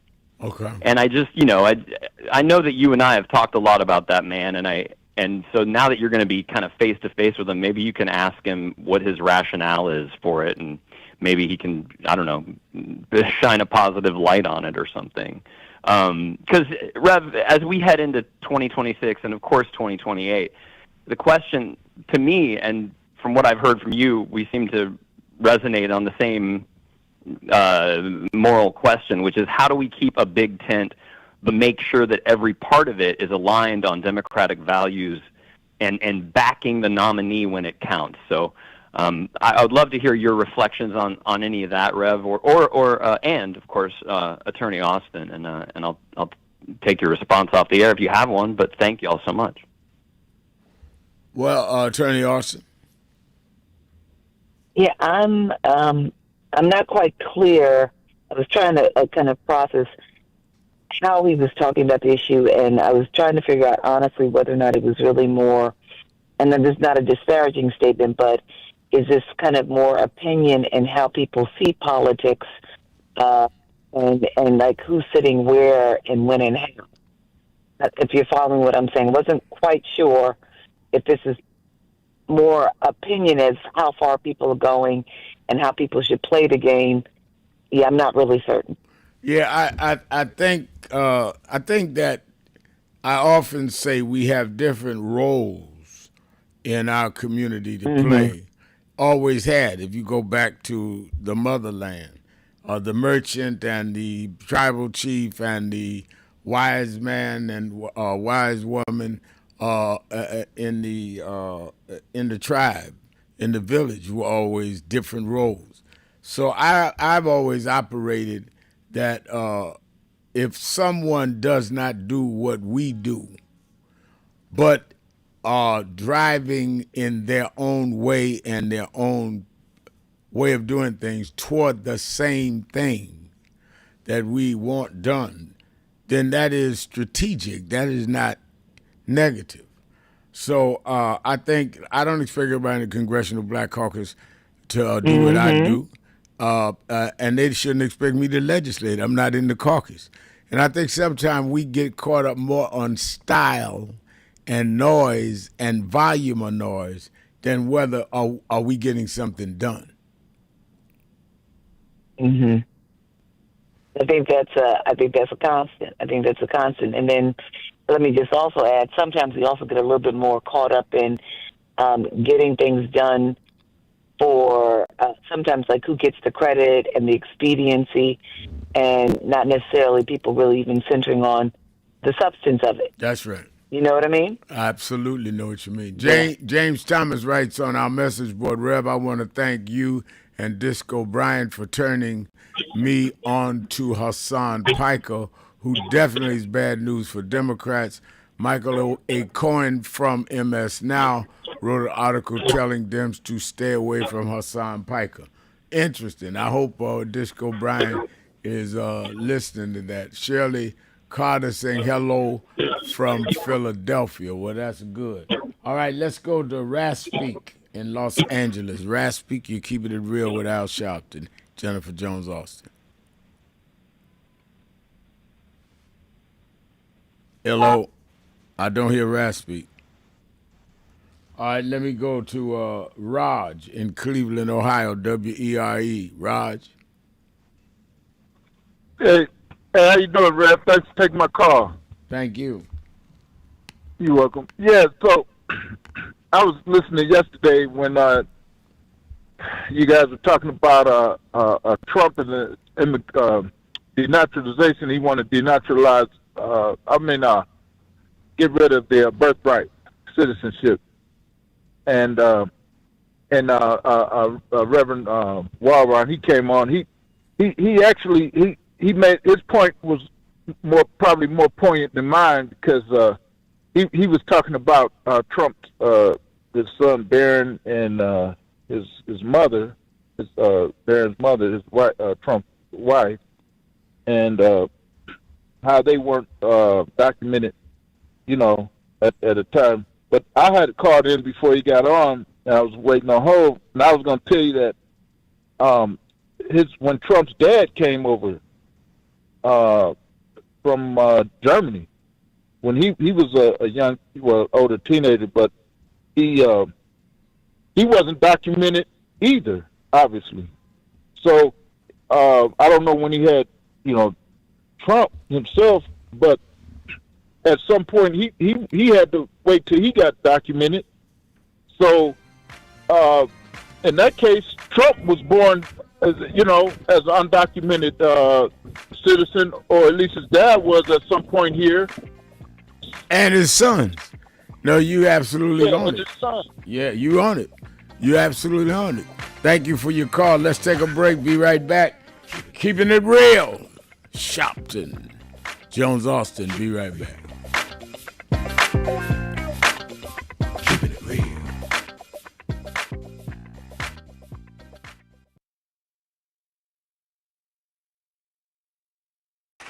Reverend Sharpton, good to see you here tonight. By our count at WMUR, you've only been here once in 2003. You counted wrong. Okay. You must be using the Florida Republicans count. Nevertheless, as far as your visits are concerned, you have been here far less often than your colleagues here who have gone through the paces, met with the voters, done the grassroots style of campaigning that the voters of New Hampshire are expecting and looking for. Why shouldn't those very same voters not think of you as disrespecting them by not coming here and doing the same thing? Well, I think, first of all, I've been here several times last year and this year. I intend to be here. In fact, I was to preach here Sunday, and the snow stopped me. I intend to be here between now and the primary.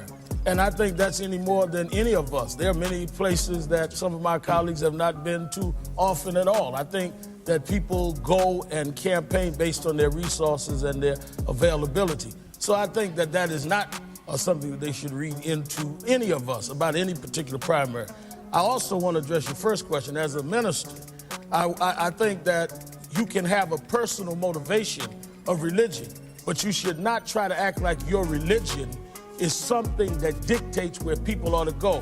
I pray every day. I can assure you in my talks with God, he is not a registered member of the right wing of the Republican Party.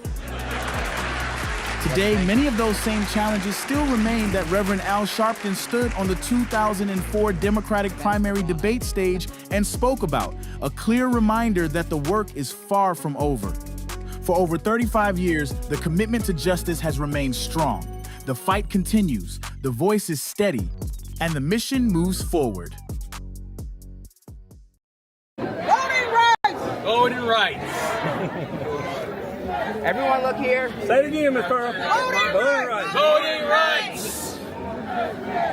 One more time, Ms. Pearl. Voting rights! There we go. Voting rights! Voting rights! Voting rights! Voting rights! Voting rights! When do we want it? Now! When do we need it? Now! Yesterday! What do we want? Voting rights! When do we need it? Now! What do we want? Voting rights! When do we need it? Now!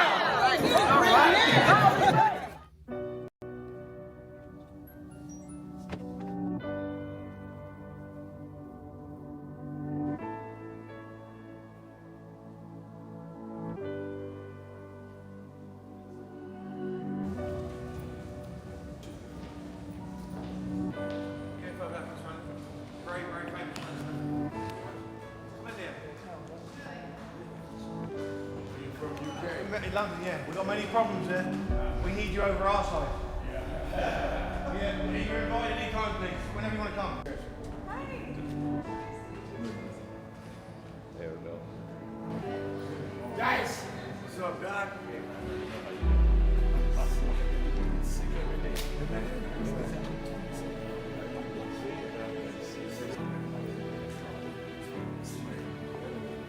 So we are in not a political dilemma, we are in a moral dilemma.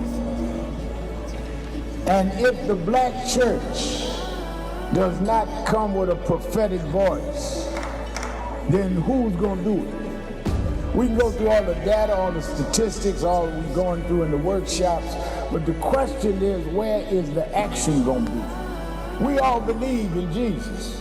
Jesus didn't teach theology, he healed people. And they learned the nature of the theology based on his healing. We got to heal this nation. And if we heal this nation, the nation will return to our churches. But we've become silent and compromised. And we try to blame it on, I'm not in this. You are in this. You live it, your members live it, Unemployment now is higher now than it's been since the pandemic. Yet we survive. Yes, sir.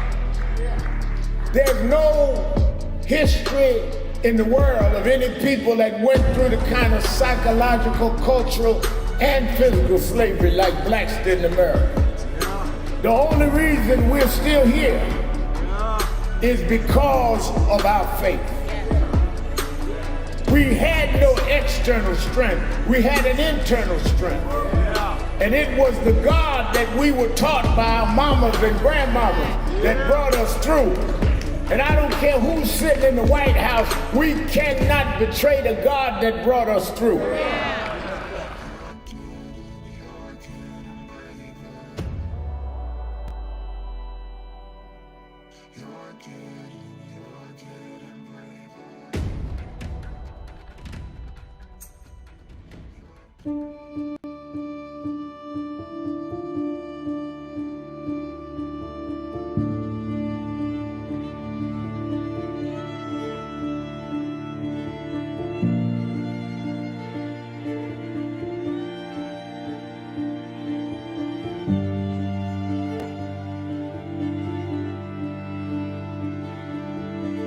Robert Culp used to do a show with Bill Cosby, I Spy, and he did a documentary on breadbasket, Robert Culp.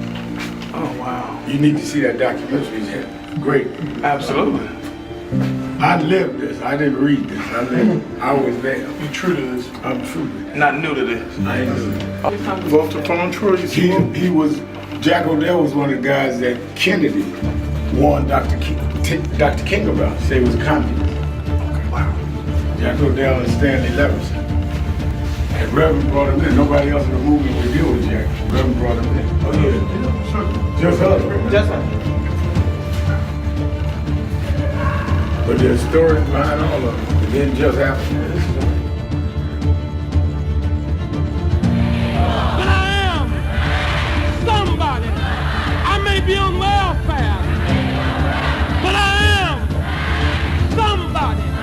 I may be in jail, but I am somebody. I may be uneducated, but I am somebody. I am black, beautiful, proud. I must be respected. I must be protected.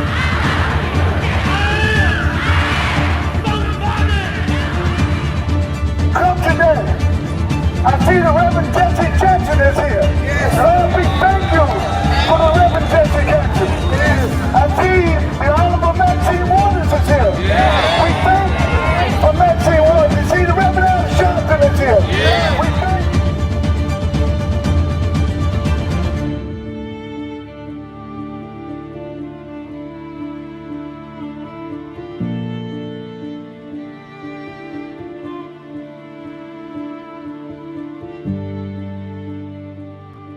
Many people cannot focus because they have not really come to terms with their calling and life purpose. In order to focus, you must also be clear on what you're focusing on. So if you're not clear on your purpose, if you're not clear on your life's calling, then focus on seeking that.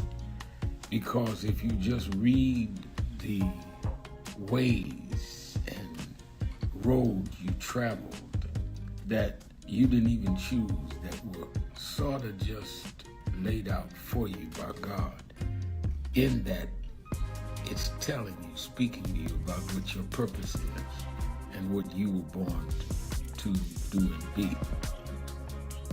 I learned the things that I didn't plan had to be planned by God, and God's plan was directed toward God's purpose in my life. And I focus on that. Not focus on what others do, not focus on how well they're doing or bad they're doing, but focus on whether I'm in line and aligned with what I'm supposed to be about. And in order to move straight ahead, you have to be focused Keeping it real. on the path you're running on. I am your host, Reverend Al Sharpton. Attorney Jennifer Jones Austin is our co-host. Evangelist Ramsey is on the board saying, good afternoon, Reverend Sharpton. Pleasant day to you and everyone on the platform, with God being our help. We completed today's week 114 weeks. That Committee of National Action Network has marched on the offices of the guy who started the architect of the NDEI, and they did 114 weeks, and we're going to culminate at the convention next week. All right, it's Policy Day. Let's go to Todd in Cleveland, Jennifer. Todd? Reverend Al Sharpton, Jennifer Jones Austin. So, did the two of you spend any time at all listen to the details of the Barber versus Trump case yesterday? I did not. I've listened to some. I've listened to some, but not. I didn't get to sit and listen to it all. No. The during the trial, they kept bringing up the Civil Rights Act of 1866, which already the Civil Rights Act of 1866 already set up people for birthright citizenship, and they referenced a New York State case, Lynch versus Clark, which in the state of New York went to the Supreme Court, and they were that case was decided that birthright citizenship was okay. Parents being here temporary, they gave birth to a child. The child's a U.S. citizen. And as they kept bringing it up, I kept wrestling in my brain with that this is pretty much decided already. And how this Solicitor General and President Trump's administration were able to push this far is shameful. They have major issues going on in this country where the Supreme Court really does need to wrestle with things that have not been firmly rooted in precedent already. Did this disturb you at all, that this has gone this far? Well, it certainly disturbs me. I mean, I know many cases of far more significance in terms of not being addressed by law that never got through circuit courts all the way to the Supreme Court. And I think what is disturbing is because it got that far, which is why many of us in the voting rights community are concerned that there's a setup here. Because on the merits, to go from Dred Scott to 1866 and then the subsequent cases around this, I don't even understand what they had to hear this case to decide. So I have some very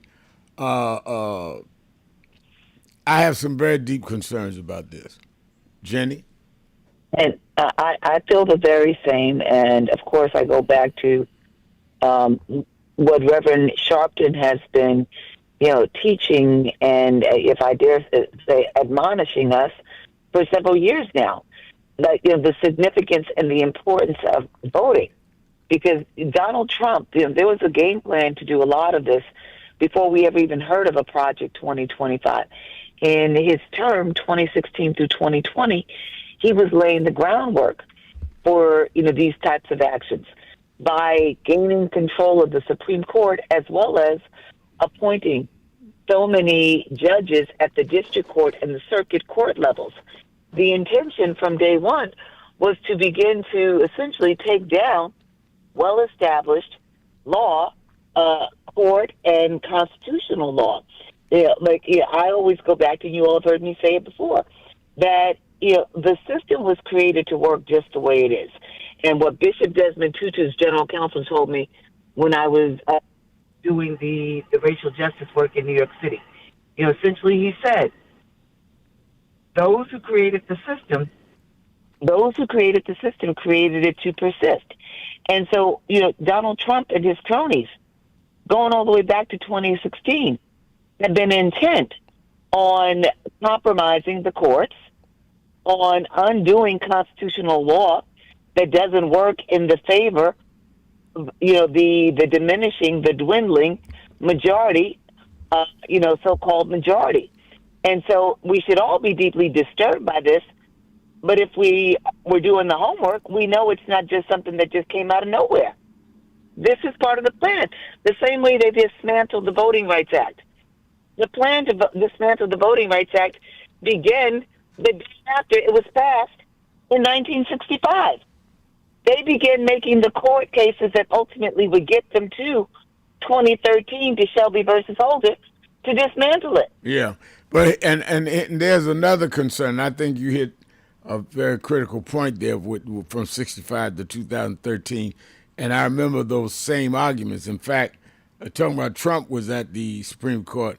I will never forget when they debated. When they argued in the Supreme Court the case of Shelby that John Lewis and Reverend Jackson and I sat together in the oral arguments and could tell where we thought it was going. But what I am as concerned about the possibility of Jenny and Todd is that are they going to come back, this same court, and say, all right, we are not going to rule to change birthright citizenship, that the law stands from 1866, the law is clear, you cannot disenfranchise people that were born here, but we are going to change the voting redistricting case out of Louisiana. Yeah. So they give you one and take one. That's when Todd said how it got this far, and maybe I'm just cynical in thinking, are they going to try to give us one so they can slap us with another one, which would have a dramatic and drastic effect on this year's election if they take that case in terms of taking race out of the Voting Rights Act. So on one level, they will give you birthright citizenship, but take away what's left of the Voting Rights Act. That's my concern. I think you're spot on, because they got to show them that if they feel if they're intimidated at all by Donald Trump, his people that he put on the Supreme Court, they're going to have to give him something. Yeah, I'm sorry, Todd. More than anything about that case that I was listening to yesterday was that Roberts at some point responded to the Solicitor General stating that, there's 8 billion people in the planet just ready to come in and get easy, this is paraphrasing, easy citizenship in this country. And then Roberts responds to him and says, well, it's a new world, but it's the same Constitution. Yeah, right. And that's what struck me more than anything. Yes. And, from that point, okay, now it's all going back through my head a lot faster. Clark versus Lynch, 1844, State of New York Supreme Court. The Civil Rights Act, 1866. And then the 14th Amendment, 1868. And then Wong Art in 1898. I'm like, I actually think the 14th Amendment should be adjusted. I do. I listen to some of the things that I've heard people say. Adjusted in what way? I believe that it's in our best interest as a country to people that come in as criminals, whatever their case may be, separate from sneaking into the country, shouldn't just outright be able to give birth to a child to get U.S. citizenship. I think we should adjust. So how do you do that? You can't stop people from having children. So are you saying that, wait a minute, let me ask the question before you answer it.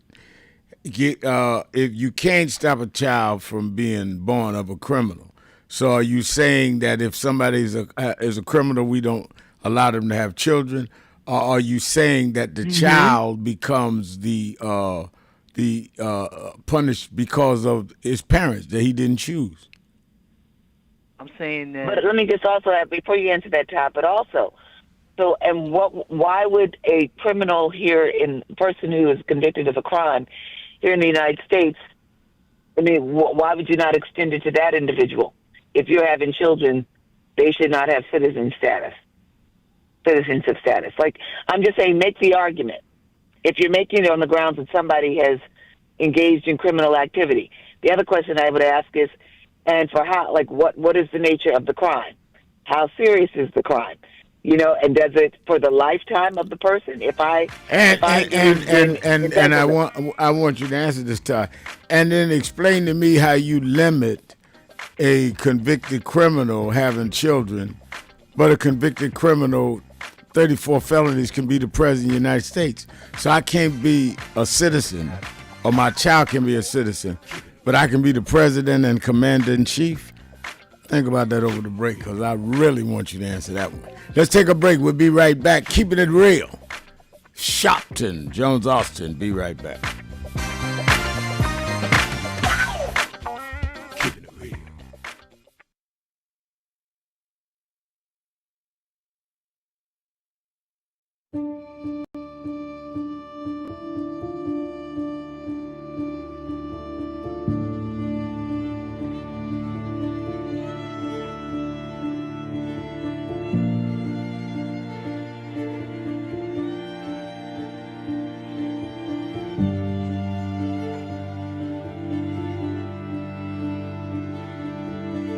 Robert Culp used to do a show with Bill Cosby, I Spy, and he did a documentary on breadbasket, Robert Culp. Oh, wow. You need to see that documentary. It's great. Absolutely. I lived this. I didn't read this. I lived it. I was there. You true to this? I'm true to this. Not new to this. I ain't new to this. Vote to phone Troy. He was, Jack O'Dell was one of the guys that Kennedy warned Dr. King about. Say he was a communist. Jack O'Dell and Stanley Levinson. And Reverend brought him in. Nobody else in the movement would deal with Jack. Reverend brought him in. Oh, yeah. Sure. Just us. Just us. But there's stories behind all of it. It didn't just happen. But I am somebody. I may be on welfare, but I am somebody. I may be in jail, but I am somebody. I may be uneducated, but I am somebody. I am black, beautiful, proud. I must be respected. I must be protected.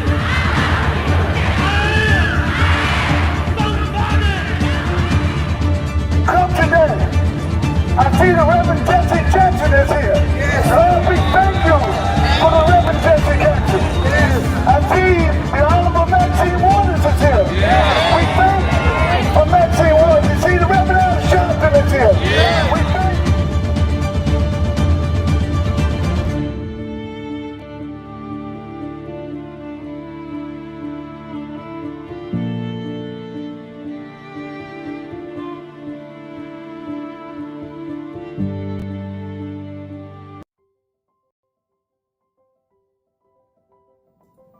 Hi, it's Reverend Al Sharpton, President and founder of National Action Network. We are at the very end of 2025, and I want to first say that I want to thank all of the officers, chapter leaders, regional directors, national staff, and certainly National Board of National Action Network for a solid and absolutely incredible year in 2025. Despite the fact that we are under assault, voting rights, diversity, equity, and inclusion, the battles globally where we're seeing Nigeria and Venezuela attacked, and on and on and on. We have been steadfast as an activist organization in the tradition of Dr. King. We started the year with a national call that thousands responded to, and we were in Washington on our side of town while Trump was being inaugurated on the other side of town. And we made a pledge. We told people to lift their hand and make the pledge. And we kept that pledge to work all year to keep the dream alive. And that led into when Trump went after DEI. We supported some that were boycotting, and we started boycotting, something that had never happened. We said we're going to go buy from those that have committed to keep DEI, and went in several cities around Costco's and shopping. We've now bought stock in other companies. We're going to shareholder meeting and demand they continue DEI. We've had a sensational national action network convention covering the span of activity, from political empowerment to education, to how we deal with the black church, how we deal with black women development that has to deal with both discrimination based on gender and race. And of course, we came to Wall Street by the thousands and marched in late summer on the anniversary of the March on Washington. And people thought you could not get people out, and they came from all over the country. And we marched on Wall Street and had an enormous turnout. The only mass black march, black-led march this year. We had a lot of protests, a lot of marches. I salute all No Kings marches and all. But the black organization march, it welcomed everybody. We had white, black, everybody there. Was our march on Wall Street in August.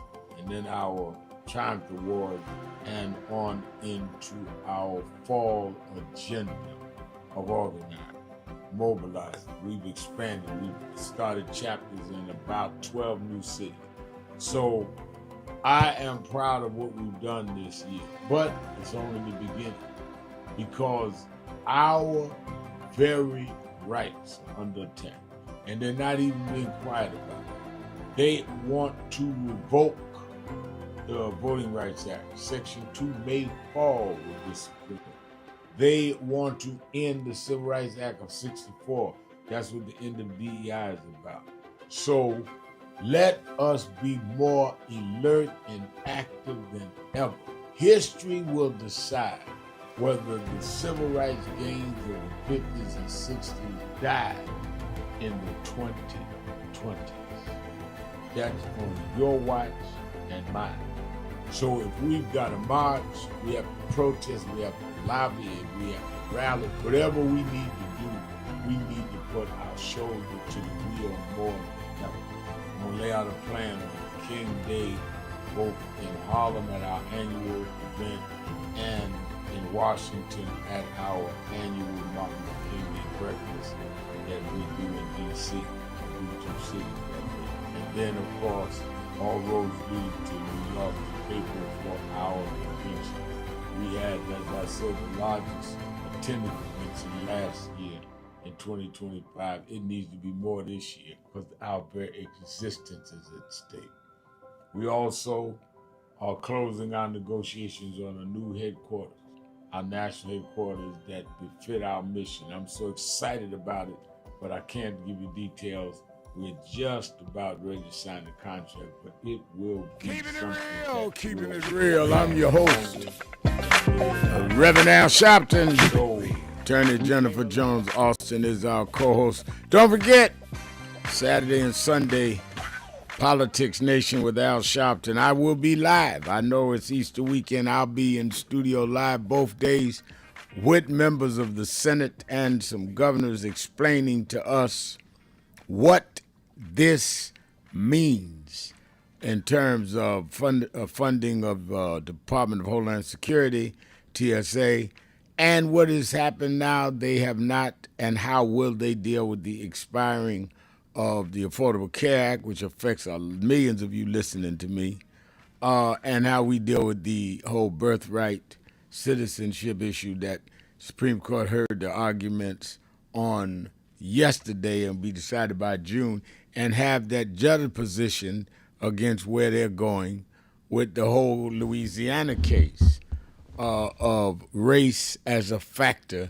in voting rights. I don't want us to let the news cycle get our mind off of things that are important, like Obamacare, the Affordable Care Act, like the Louisiana case. So I'm going to dig into all of that as well as what's contemporary. So make sure you watch both nights. Many of you have relatives and friends. Turn on 5 o'clock Saturday, 5 o'clock Sunday. Y'all getting ready to eat and talk smack. Let me get some information and some things in your head that y'all can discuss over the dinner table. Let me also say I'll be on Morning Joe in the morning at 7 o'clock to 8 o'clock on MS Now, both my show and in the morning. and I'll be pushing, among other things, the convention. It is an impressive list of people coming. I want to hear what all of the governors and senators that are purported to be considering running for president, what are they going to deal with about DEI? How are they going to deal with the disproportion of black infirmities as opposed to whites? How are they going to deal with the mass incarceration? So we have everyone from Governor Beshear of Kentucky to Governor Pritzker of Illinois, to Governor Shapiro of Pennsylvania, to Governor Wes Moore, and on and on and on, and Pete Buttigieg, even Senator Mike Kelly, the former astronaut that is, was recommended to be gerrymandered, to be court-martialed for saying that people in the armed services should not follow illegal laws. He'll be there speaking. And, of course, former Vice President Kamala Harris is one of our featured guests. So go to the website and find out which days you want to register for. I know we're over the limit, but I'm trying to bend the walls because I want us to. This is the first national gathering like this year, and we need it more than ever. So go to www.nationalactionnetwork.net. You in the New York, New Jersey, Connecticut area, meet me or beat me to the Saturday Action Rally.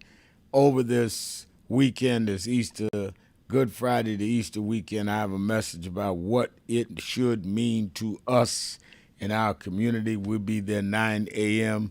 to 11 a.m. at the historic Mother AME Zion Church, 137th Street and 7th Avenue in Harlem. And we're just, thanks to Jennifer Jones Austin, not that long away, about a week or so away from getting ready to move into our permanent headquarters, House of Justice. And we thank her for her work. Let's go back to Todd. Todd, you're keeping it real with Al Sharpton. You had a question on the floor that I raised, a question on the question, Jenny, when he said he does not believe, he being Todd, that criminals should be allowed to have children here and they become citizens. Then would that also hold that citizens that become criminals having children? And how do you hold that standard if you now say it's all right for a convicted criminal to be president of the United States? The 14th Amendment came in as an act of Congress. Any adjustments that should be made to it should be made through an act of Congress. So as it stands right now, if you're born here, whatever the case may be, with the exception of the exceptions that have already been stated by law, you're a U.S. citizen. I don't even get into it past that. But in the best interest of the country, it would be better that if somebody comes in legally or illegally and they're in the process of getting citizenship, or they're in the process of being convicted of a major felony, which was an act of malice, and then they give birth, those children should not be allowed to be citizens. But wouldn't, according to your own premise, the Congress have to determine that? Mm-hmm. Congress would have to determine the change, but it would be up to the courts to determine whether the people were convicted of a crime. Yeah, well, that's obvious. The Congress doesn't convict people. But what I'm saying is, you began by saying the Congress did the 14th Amendment, which the Congress ought to be the ones hearing these arguments that Trump went to the Supreme Court with. The Congress is not hearing it. The Supreme Court is hearing it. And I'm saying, how do you make the law happen if you are not going to make that law carry on to other criminals? If we're going to have a country where convicted criminals, children automatically cannot be citizens, then that would also carry over to a lot of convicted criminals that are already here that have children. Convicted criminals that come into the country in order to either gain citizenship or residency. How do we know that? How do we determine that? That's where the courts come in, and that's the only place the courts should have came in. And then there's two more. People that come in that visit the country but have not shown any evidence that they want to stay here, because it's common for folks to come in, they want their kids to be U.S. citizens. They give birth and then they raise up and they don't come back. The kids, I don't think that's a good idea. And then there's this last one. Jackson brought this up in the argument. What if somebody is a native-born U.S. citizen, moves out of the country, expatriates? So they make a conscious effort to denounce their citizenship. They come in, visit, and they come in legally to visit, and then they give birth, and then just go back home. Should their children be citizens? No, because as you forfeited that, your own citizenship, you forfeited any right for any child of yours to become a citizen as well. Those things should all be adjustments made. But as it stands today, I'm firm on it. They if you're born here, that's it. So I think we should make the adjustments. Now, the thought of somebody here that's a native-born citizen committing a crime and then having their citizenship taken away and their child's citizenship taken away, that's absurd to me. I wouldn't even have a conversation about that. I think Jen should answer that, but I think I remind you, as I said earlier, when Rem Warren called in yesterday, that Donald Trump's youngest son was born to Mrs. Trump before she was a citizen. So there's all kinds of variations of this. But go ahead, Jen. But his dad's a citizen. So the first thing, but wait, Todd, let's just first, since you watched the case, and I actually do remember, like I said, I didn't get to watch all of it, but I did watch some of it, and I do remember the moment when the Solicitor General started talking about what you're referring to as birth tourism and how this is such an extensive problem. And all he could do was cite a right-wing, ultra-right-wing conservative media source, Breitbart, for saying we may have as many as 1.5 million cases of birth tourism annually, but couldn't substantiate it. Like, so what you're doing here is, and I want to be careful, you're advancing a false narrative that has not been proven positive, that we have so many people who are coming into this country just to have babies. They're 8, 9, 10 months pregnant, right? And they're coming here to have a baby just so that they can get a birthright for their child. That has not been proven to be the case in substantial numbers. So that's number one. Number two, in this nation, we do not, as a matter of law, say that a parent's crime attaches to a child. So when you're advancing, essentially a proposition that somebody who committed a crime, that their child should now have to bear that burden, where does that stop? And let me tell you the danger of that, Todd. The danger of that in a nation such as ours is if you try to pull that for somebody who's coming from another country, just as we have seen with this president and this administration, that the way that they have tried to label immigrants as bad actors, they've done the same thing for black people, DEI and other. They will try to create that same false narrative. So a black person who has created a crime, then their child should be held accountable for it? We can't afford that, Todd. We can't afford that in this nation. No, but what I'm trying to tell you is this is how law gets made. You study the law. What the way law is made is you begin to pull from different cases and try to draw comparisons and draw analogies. And then what you try to do is to say, well, you did it in this case, so why not have it apply here? So if we want to say that for people who come to this country who are criminals, that their children born here should not have birthright citizenship, right? Well, then what they might then say is, oh, well, for somebody who commits a crime here, shouldn't the same apply as somebody who was born here and is a parent who lives here? That their child, once they commit a crime, their children should have their birthrights taken from them. This is how law is made. You borrow from, you look at precedent, and you try to draw analogies. And they would draw an analogy about the crime, not about where the parent was born. They draw an analogy about the crime. You have to look at the consequences of your arguments. We should not be setting up false arguments like that. And I am looking at the potential. I am looking at the potential consequences of my argument. I'm not saying that they're consequences yet because they haven't been established as law. What the justices kept coming back to sour with, and particularly what you were talking about, they said, yeah, that was and you wanted to change, but the bottom line is the Constitution says that those children are born here. That's it. And I'm with that. And if they want to change it in Congress. Well, that's where they should have gone back to. They did not. Let's get ready to go. We're out of time. Let me thank Attorney Jennifer Jones Austin. Let me thank all of you that called in, listened in, you that called in and couldn't get through, but hung in there anyhow. Remember, we're on tomorrow live. Remember, whatever you do, wherever you go, however you feel, tell somebody, tell anybody, tell everybody. Reverend Al told you personally, keep it real. Keep it real. Keep it real.